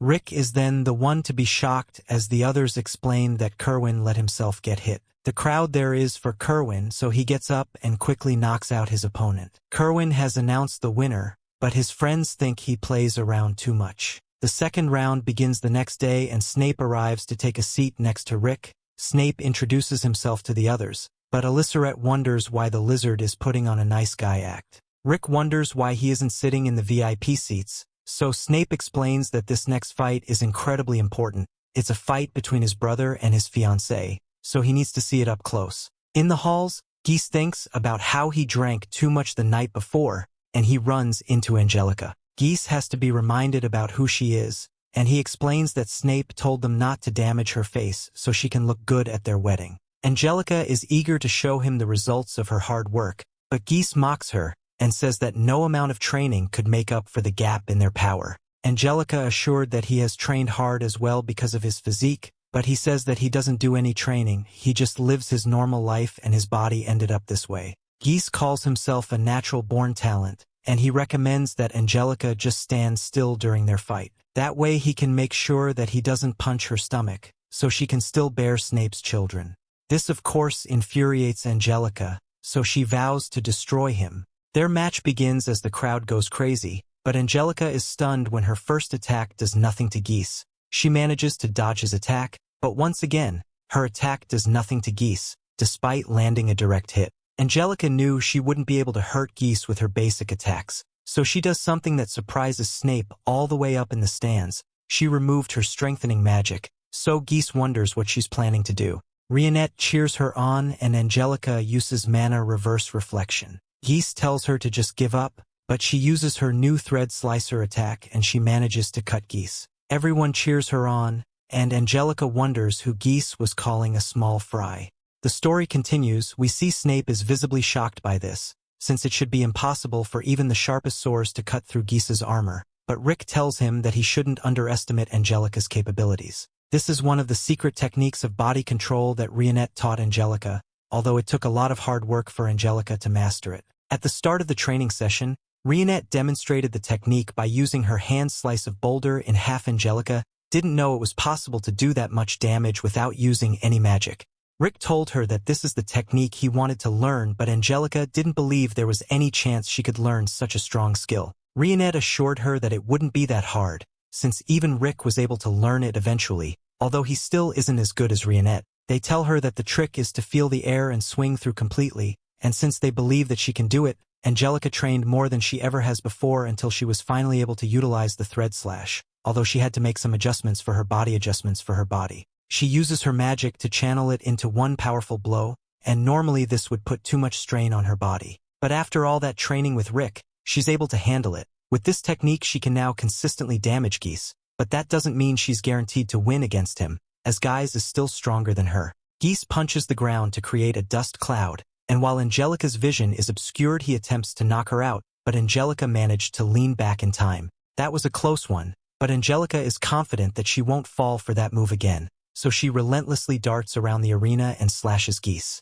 Snape looks really frustrated, but it's not because he thinks Angelica might beat Geese, it's because he knows Geese is going to do next. Geese punches the ground to create another smokescreen, but this time he isn't messing around anymore, so he appears behind Angelica and smacks her into the wall. He was originally going to take it easy on Angelica because Snape didn't want her to get hurt, but Angelica has gotten on his mirror so he's done holding back. Angelica gets back up and tries using her flickering feet techniques to get close to Geese and attack, but Geese simply uses his tail to knock her away mid-sentence. She tries using her technique again, but Geese has seen it so much that he's able to copy it perfectly and outspeed Angelica before knocking her into the wall again. Snape was worried something like this might happen, but there's no stopping Geese now. He explains that Geese is his adoptive brother and he first met back when Snape was still a fighter and Geese was 8 years old. They were having a sparring match and he beat Snape's ass so bad that Snape had to take a look at himself, realized he just got manhandled by an 8-year-old and retired from fighting altogether.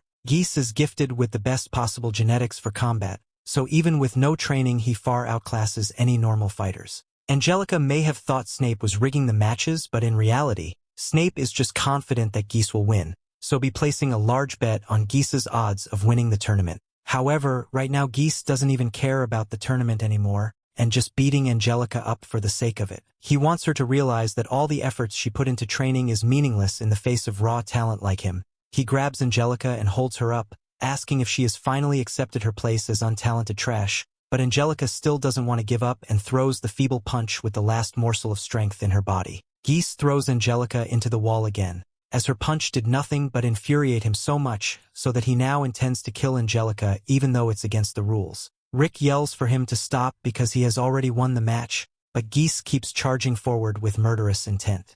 Luckily, just before Angelica has killed, a boot comes flying out of nowhere and knocks Geese's claws out of the way. The boot belongs to Rick and he doesn't get angry often, but this is the one time he feels nothing but rage. After the match, Rick heads backstage where Geese throws his boot at him and confronts Rick. He's pissed that Rick made him miss his kill shot and he says he will make Rick pay for his insolent interference. However, Rick remains completely silent. This annoys Geese, so he tries to throw a kick at Rick, but the next moment Rick appears behind and begins putting his boot back on. He knows he could get revenge on Geese right now, but there would be no justice in that. So Rick says he will make Geese pay for what he has done by humiliating him when they fight in the tournament. He then starts walking away and Geese can't wait till his hands on Rick at the tournament tomorrow. The next match starts and Rick is a little worked up, so he forgets to hold back against his opponent and does this stand. In any case, his victory means he will be participating in the semifinals, so he goes to check on Angelica. The nurse in charge of Angelica's treatment tells him that due to her severe injuries the treatment is going to take longer than usual,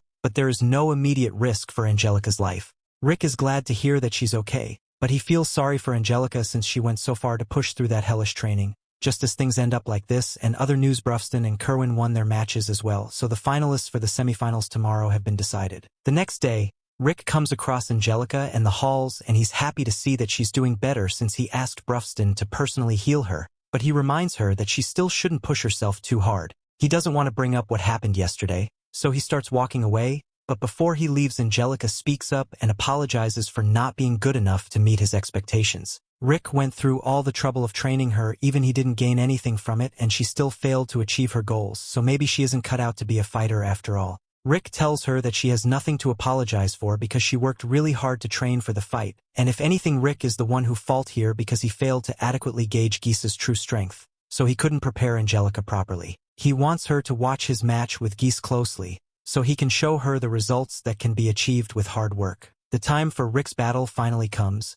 and he is standing across from Geese, but surprisingly Geese actually seems concerned about Angelica. He says he was thinking about apologizing to her later, and for a moment Rick thinks Geese might have actually learned his lesson and feel bad about what he did. But then Geese says he only feels sorry for Angelica because she has to live the rest of her miserable life with the knowledge that she will never be good as him. Rick runs up to Geese to deliver the first blow of the match and Geese just stands there waiting for Rick to do his worst because he believes there is no way someone like Rick could ever hurt him. However, as Rick clocks him across the face, Geese falls to his knees and shocks. Rick mocks him for being knocked down by a single punch when he claims to be so much stronger than him. Geese gets back up and charges at Rick wildly, but Rick evades the punch and palm strikes air straight out of Geese's lungs. Angelica is amazed that a basic attack was able to do damage to Geese, so she assumes it must be because of Rick's superhuman strength. However, Rionette corrects her and explains that Rick is barely using any strength at all. Rather, he is using the second technique of body control to damage Geese.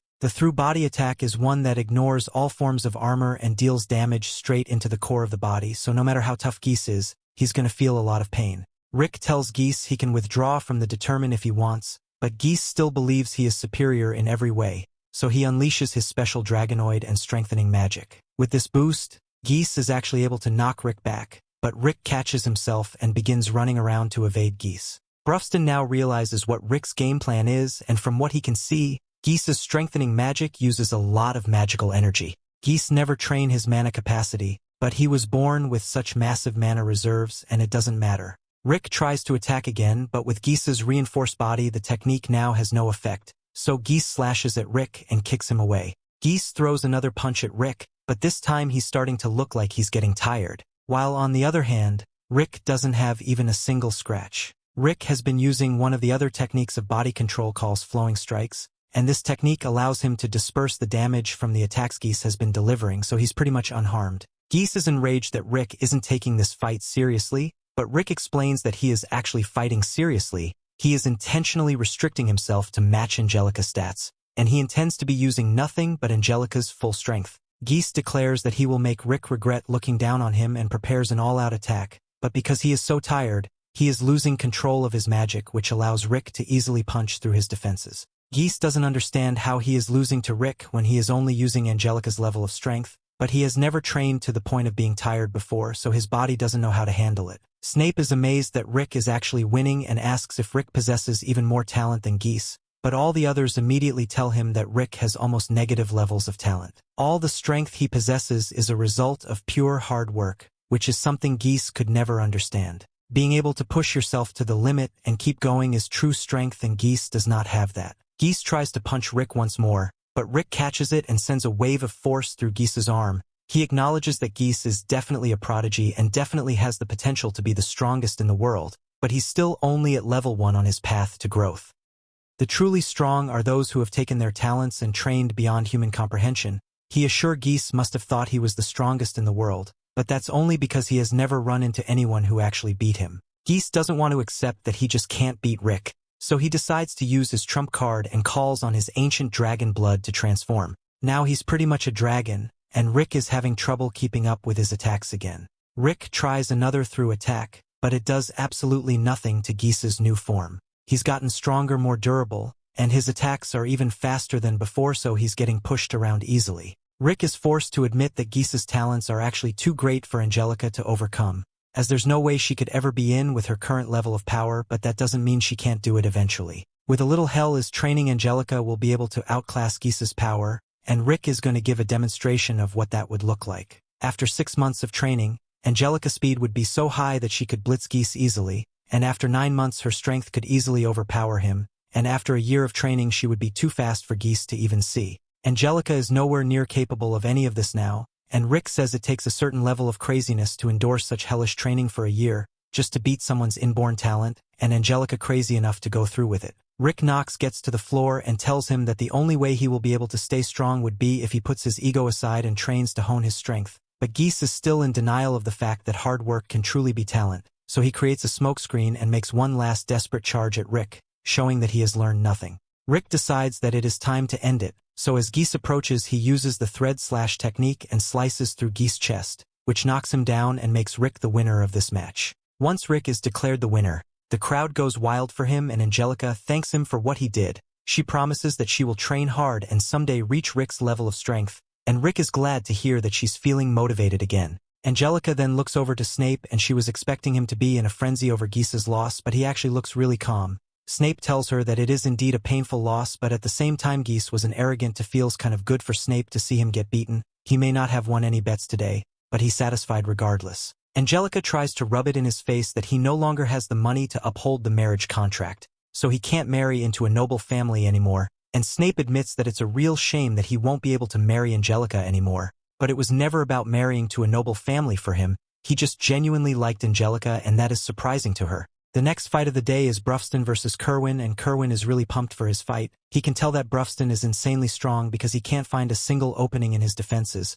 so as the match starts he unleashes a flurry of attacks on Bruffston and dodges when Bruffston counterattacks. The fight is just about to get serious, but all of a sudden the wall into the stadium crumbles as Geese is going on rampage. It looks like his dragonic transformation overwhelmed his brain and caused him to attack everything in his vicinity. Specifically, the audience members who were just minding their own business. All the chaos Geese is causing is interfering with Kerwin's match, so it gets ticked and yells at Geese for interrupting his match and harming the people. Geese turns his attention towards Kerwin, but even when faced with Geese's full strength, Kerwin is able to stop his punch with one arm and punch Keys so hard that he sent flying and passes out. Rick and the others are amazed because Guide's strength rivals that of a top A-rank adventurer, so for Kerwin to be able to one-shot Geese, he must possess strength on the level of an S-ranker. Kerwin is ready to continue his fight with Bruffston, but due to all the injuries Geese caused, the match ends up being postponed till tomorrow so they can treat the spectators and handle any lawsuits that come from this. Kerwin says he is disappointed that he will have to wait till tomorrow since he was really looking forward to their fight, but Bruffston think he's telling the truth because he can sense some doubts within Kerwin's punches. Later, since there are no more matches scheduled for today, the group heads back to the restaurant to grab a bite to eat. However, Rick isn't with them, so Angelica asks what he's up to and Rionette explains that he went on a quick 700-kilometer jog, so he should be somewhere near the border by now. We cut to Rick as he arrives at the town border, but before he turns back, he notices a mountain over in the distance that reminds him a lot of Rionette. A few moments later, he sees a small dust cloud come from that same mountain, so he's curious and decides to go investigate it, and once he gets there, he finds Kerwin in the middle of a training session. Kerwin chose to come all the way out here specifically because no sane person would ever randomly pass by, but since Rick is here anyway, Kerwin decides to make good use of him as a sparring partner. Rick was surprised by Kerwin's sudden attack, but he decides to go along with it and fights back against him. However, Kerwin effortlessly dodges thanks to his foreseen ability. Rick tries throwing another punch, and the force behind it surprised Kerwin,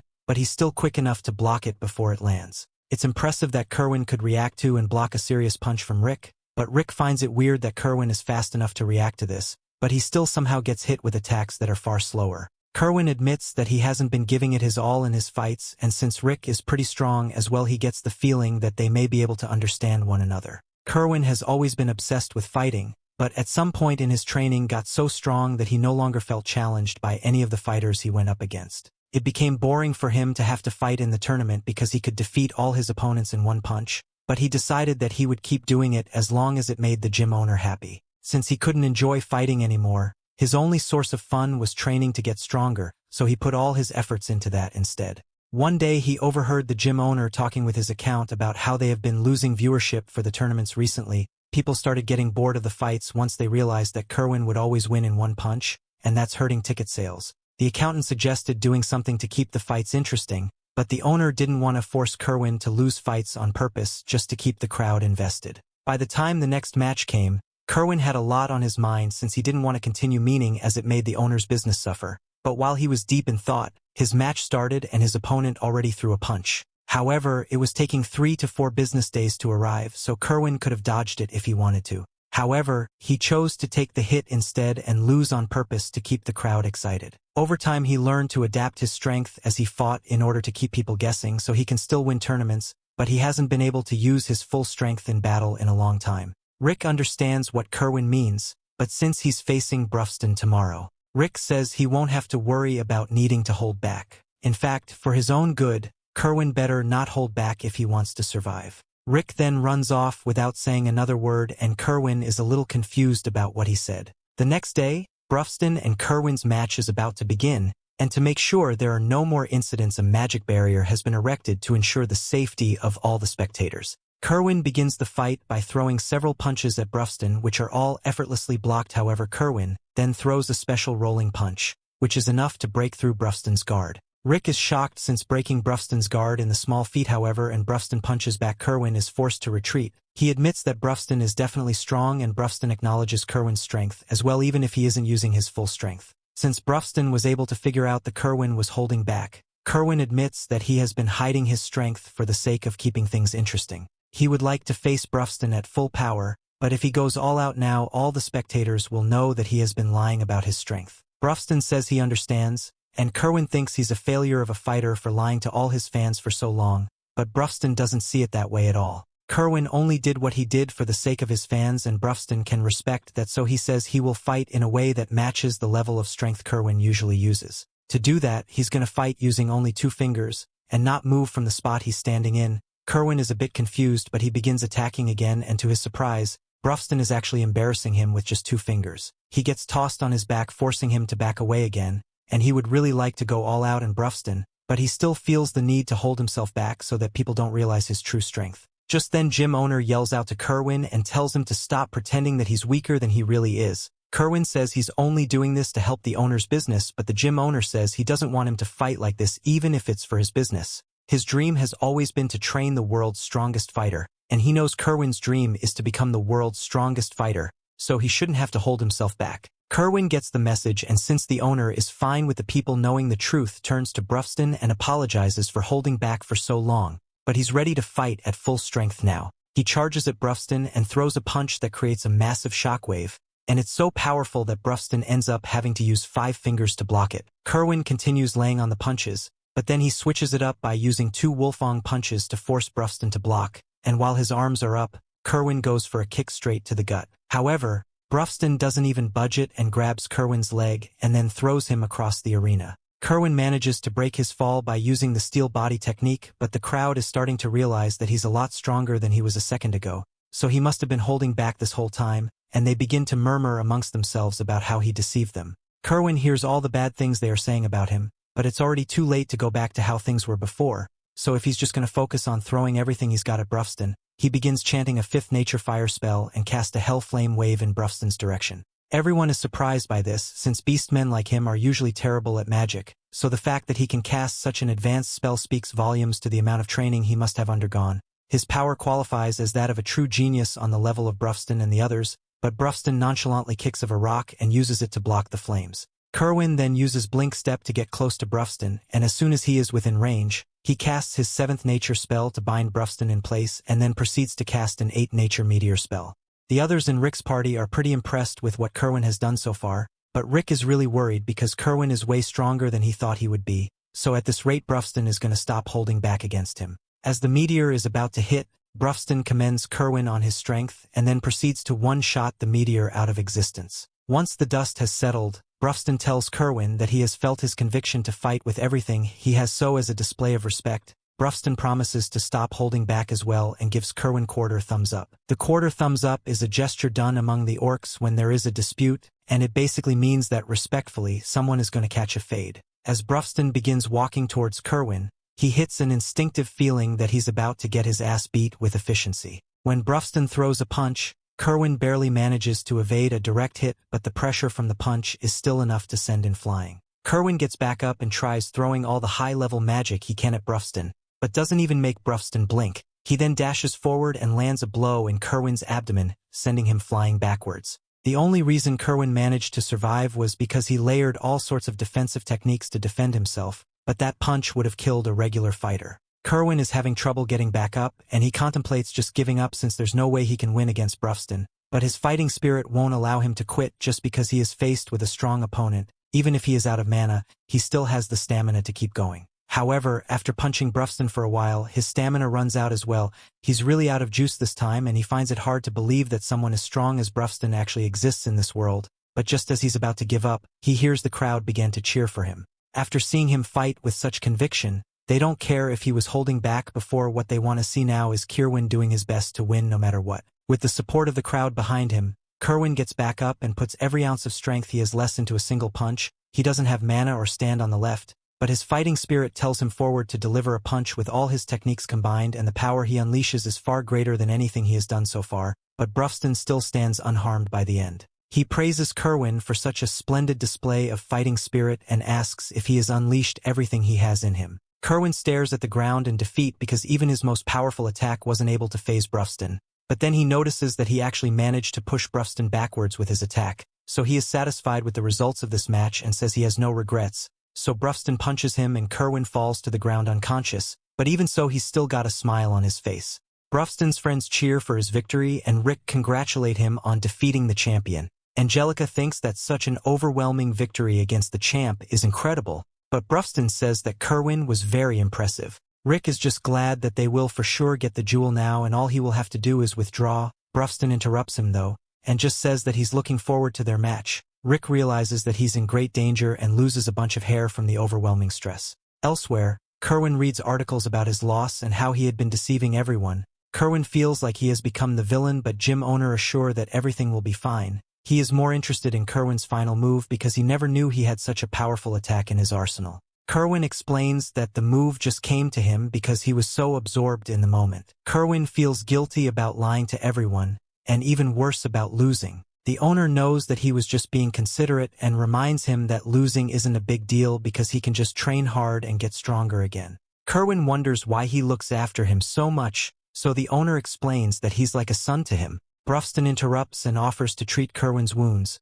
Kerwin rejects the offer though because he wants to feel pain that he hasn't felt in a while. He also realizes that Rick was right for warning him about how strong Brufston is. At the same time, we see Rick isn't doing so great though, as he has locked himself in his room. Angelica tells him to stop acting like a child, but Rick doesn't want to die again. Snape came to give some encouragement, but now he must try and convince Rick to come out of hiding. He explains everyone's really excited to watch the final because this is the first time in a while that they will have a new champion. Snape would really like for Rick to participate, but Rick says that his life is more important than some tournament. Snape changes his strategy and dramatically explains that a lot of people are counting on him to make the tournament a success. Tons of money has been waged as well. Snape says that it can't be helped if Rick doesn't want to risk his life, and he determines that everyone else will just have to abandon their dreams. Angelica reminds him that he can just be revived, so dying shouldn't be a big deal. That's easy for her to say, but Rick says that dying is scary.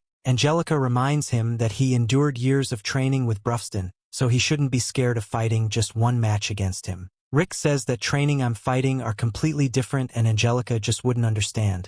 Angelica is hurt by these words, and she realizes that she has been wrong about Rick all along. Just then Mizet wonders if Rick thought about how strange it was that Brufston had a perfect training plan prepared on the first day he arrived. Rick thought that they were just ready to train any allies they encountered, so they could defeat Kaiser Alsapiet. This wasn't the only reason, as Mizet reveals that Brufston was always waiting to train up someone he could fight on equal ground. Orcs have a culture of fighting, but Brufston is so strong that he has never once had an even fist fight. He has felt alone since childhood, so it's his dream to one day fight on equal ground with someone. Mizet is sure that Brufston was hoping that his fight with Rick would fulfill his dream, so he wants Rick to take that into consideration. Elissaret also offers her 2 cents, and Rick is in some thought. He has a memory of when he first met Brufston and he was terrified. Just from their handshake, Brufston could tell that Rick didn't have any fighting experience, and he had the lowest magic capacity. Rick thought that Brufston was just the same as all the people who denounced his dream, and he assumed that he would tell him to give up on becoming an adventurer. Rick was shocked because this was not the case, and Brufston just told him that he would have to train hundreds of times harder than someone with talent. Rick couldn't believe that he was accepting him, and Brufston just wondered if he was ready to endure that kind of training. Back to the present, Angelica is furious about Rick's behavior, and she wonders if Brufston's training was really that terrifying. Mizet explains that it was hell on earth, and he's surprised that Rick didn't go crazy enduring it. How Rick managed to last for over 2 years is a complete mystery. Angelica's in disbelief because Rick has no skill, but he decided to put himself through grueling training at the age of 40. The others revealed that Rick actually has an inborn skill, but the activation requirement is tricky. Its strength can't be controlled, and it takes a huge toll on Rick's body. Because of this, Brufston forbade the use of it. Back at the inn, Rick wonders if he is pathetic. Rionette doesn't think so, but she says that she would like Rick even more if he fought for Brufston's sake. The day of the final match finally arrives, and Snape is more nervous than anyone because he fears that Rick will withdraw right before the fight. Rick is waiting nearby, and he explains that he is over his fear. He has determined all he has to do is throw everything he has learned at Brufston. Rick tries to act super confident, but it's obvious that he's still terrified. In the arena, the announcement reveals the long list of rewards for the winner. Rick is still terrified, so Rionette whispered something into his ear. Both fighters take the field, and Rick declares that he will be giving everything he has. Brufston looks forward to it and instructs Rick to take everything he has taught him and send it right back to him. No one has any clue about who might win because they are both so powerful, and the match begins. Rick starts off by using the flickering feed technique, but it's way faster than Angelica has ever seen. Rick eventually stops, and Brufston is very impressed because Rick managed to make him bleed. Snape wonders what kind of magic is being used, but Angelica reveals that they haven't used any magic at all. Their movements are way too fast for Snape to see, so the others explain that Brufston blocked several blows, but Rick managed to hurt him using thread slash. The fight continues as Rick applies some pressure, but Brufston pushes him back. Rick just barely manages to dodge a devastating attack, and he lands another thread slash. Angelica is amazed by this level of fighting, so she wonders what Rionette told Rick. Rionette reveals that she has Rick to take her on the hot springs trip that the winner of the tournament gets. Angelica is horrified when she assumes that the two of them will be getting intimate, and Rionette makes it worse by not denying it. Brufston is glad to see that Rick has come to fight, and decides that it would be rude for him to do nothing but defend. He unleashes a horrifyingly powerful punch, and it causes mass in Heractopia. Kerwin is in disbelief because Brufston's one punch has more power than level 5 nature-composed magic. Rick knows that he won't survive if he just runs in carelessly, and he misdive for his life as Brufston unleashes a barrage of punches. Rick realizes that it was just a distraction, and Angelica that comes worried about him. Rionette isn't concerned though, and we see that Rick dodged the attack. Everyone is stunned because he used a simple level 1 magic technique to block Brufston's insanely powerful attack. What Kerwin is most impressed by is that Rick activated it without pausing to gather his magic. Brufston compliments Rick for his precise magic control, because even he can't perform magic without saying the magic's name first. Rick credits Elissaret and Mizet for teaching him, but they say that it's all because Rick trained really hard. Rick uses incredible speed to land another attack, but it doesn't do much, and Brufston lands a counter. Everyone thinks Rick is crazy to directly attacking Brufston from the front, and he ends up in the air. where he's most vulnerable. Brufston goes to finish the fight, but Rick amazingly uses the same level 1 magic spell to cast an air cushion beneath his feet so he can change direction. Rick follows up with the powerful air attack of his own, but Brufston is unharmed. Angelica is in absolute awe of their power because their strength exceeds human understanding. They belong in the realm of monsters, and it's clear that this is a battle between two S ranks. Rick can't believe that his airstrike didn't do anything, and he determines that he has to use it at a closer range. Brufston is pleased to see that his training on Rick worked out perfectly, but it was only possible because of Rick's mental and emotional strength. Rick couldn't be happier to hear these words, but they are still the words that a teacher gives to a student. Brufston's dream is to fight someone on equal ground, so Rick determines that he hasn't done enough. Rick reveals that the others told him about Brufston's dream, so the embarrassed Brufston says that they exaggerated. Rick doesn't believe him though, because he saw firsthand the passion Brufston had when training him. Rick wants to repay Brufston for all his efforts, and he declares that he will fight him with respect as well. Brufston realizes how fortunate he is because Rick has truly become a member of their party. He decides that this is the perfect time to talk about the past, specifically about how the Orihalcon Fist came to be.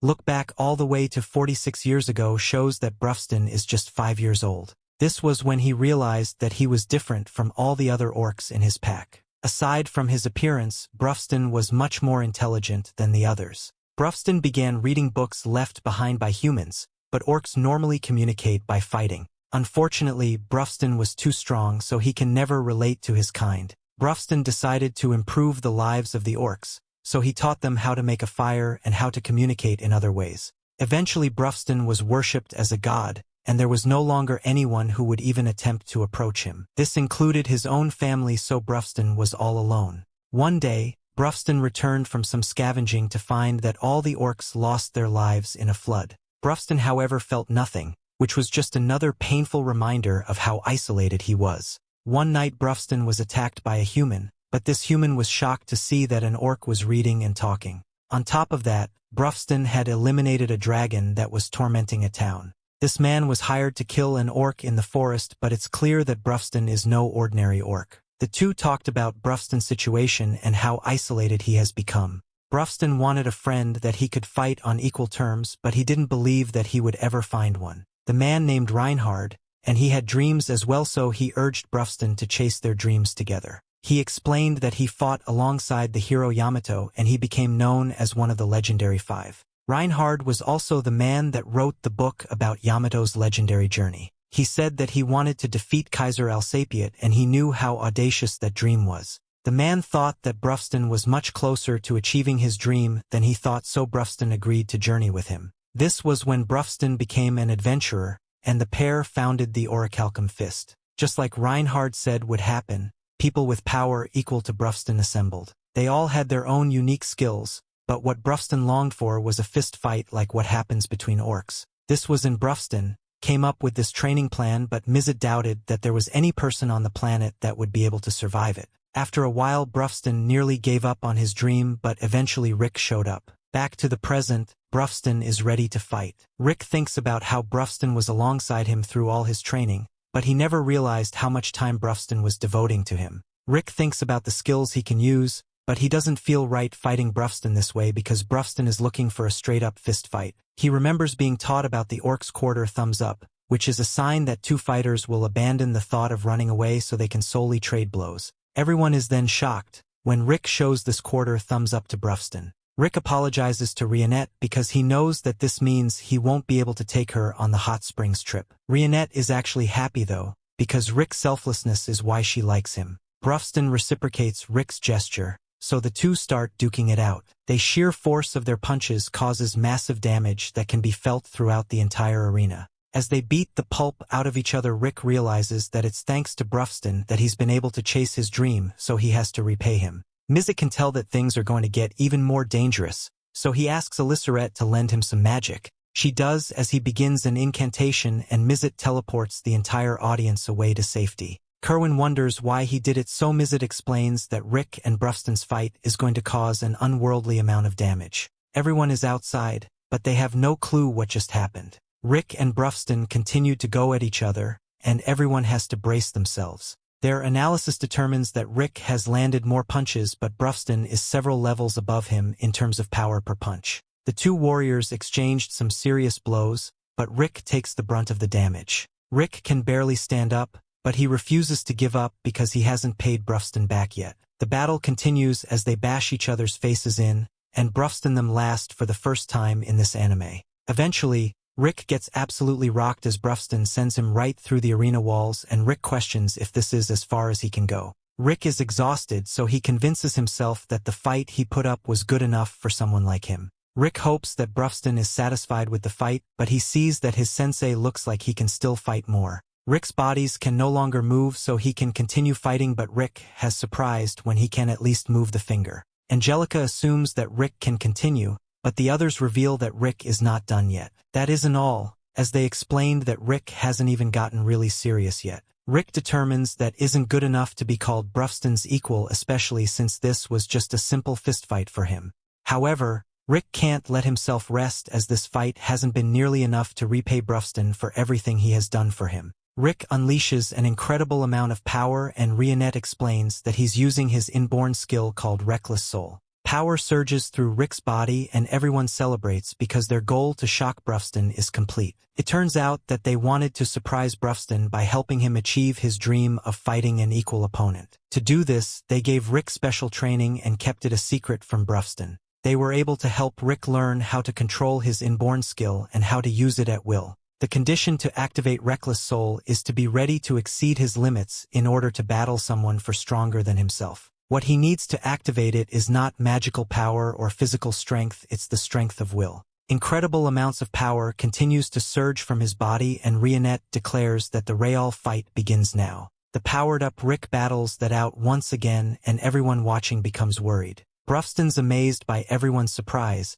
and he realizes that while he was super focused on his goal, he didn't notice how much everyone cares about him. Brufston finally acknowledges that he is friends now, and he hasn't been alone for a long time. The two warriors continue their battle, and Brufston finally experiences what it's like to be pushed to exhaustion. The others can tell that they have both surpassed their limits, and the next hit will decide everything. The two guys charge at each other, and they both land their final punch. No one can tell who won, and they find that both of them are still standing up somehow. Rick can barely speak, but he acknowledges how incredible Brufston is. He explains that even after everything he has done, he still wasn't able to be Brufston. Rick collapses, but Brufston has no clue where Rick is talking about. He explains that they only got to this point because Rick chose to humor Brufston's dream and gave him a fist fight. Brufston declares a victory belongs to Rick, and he collapses as well. Afterwards, Rick wakes up after sleeping for 3 whole days. Rick can't understand why he was given the championship belt, so Brufston explains that it's because Rick won the war.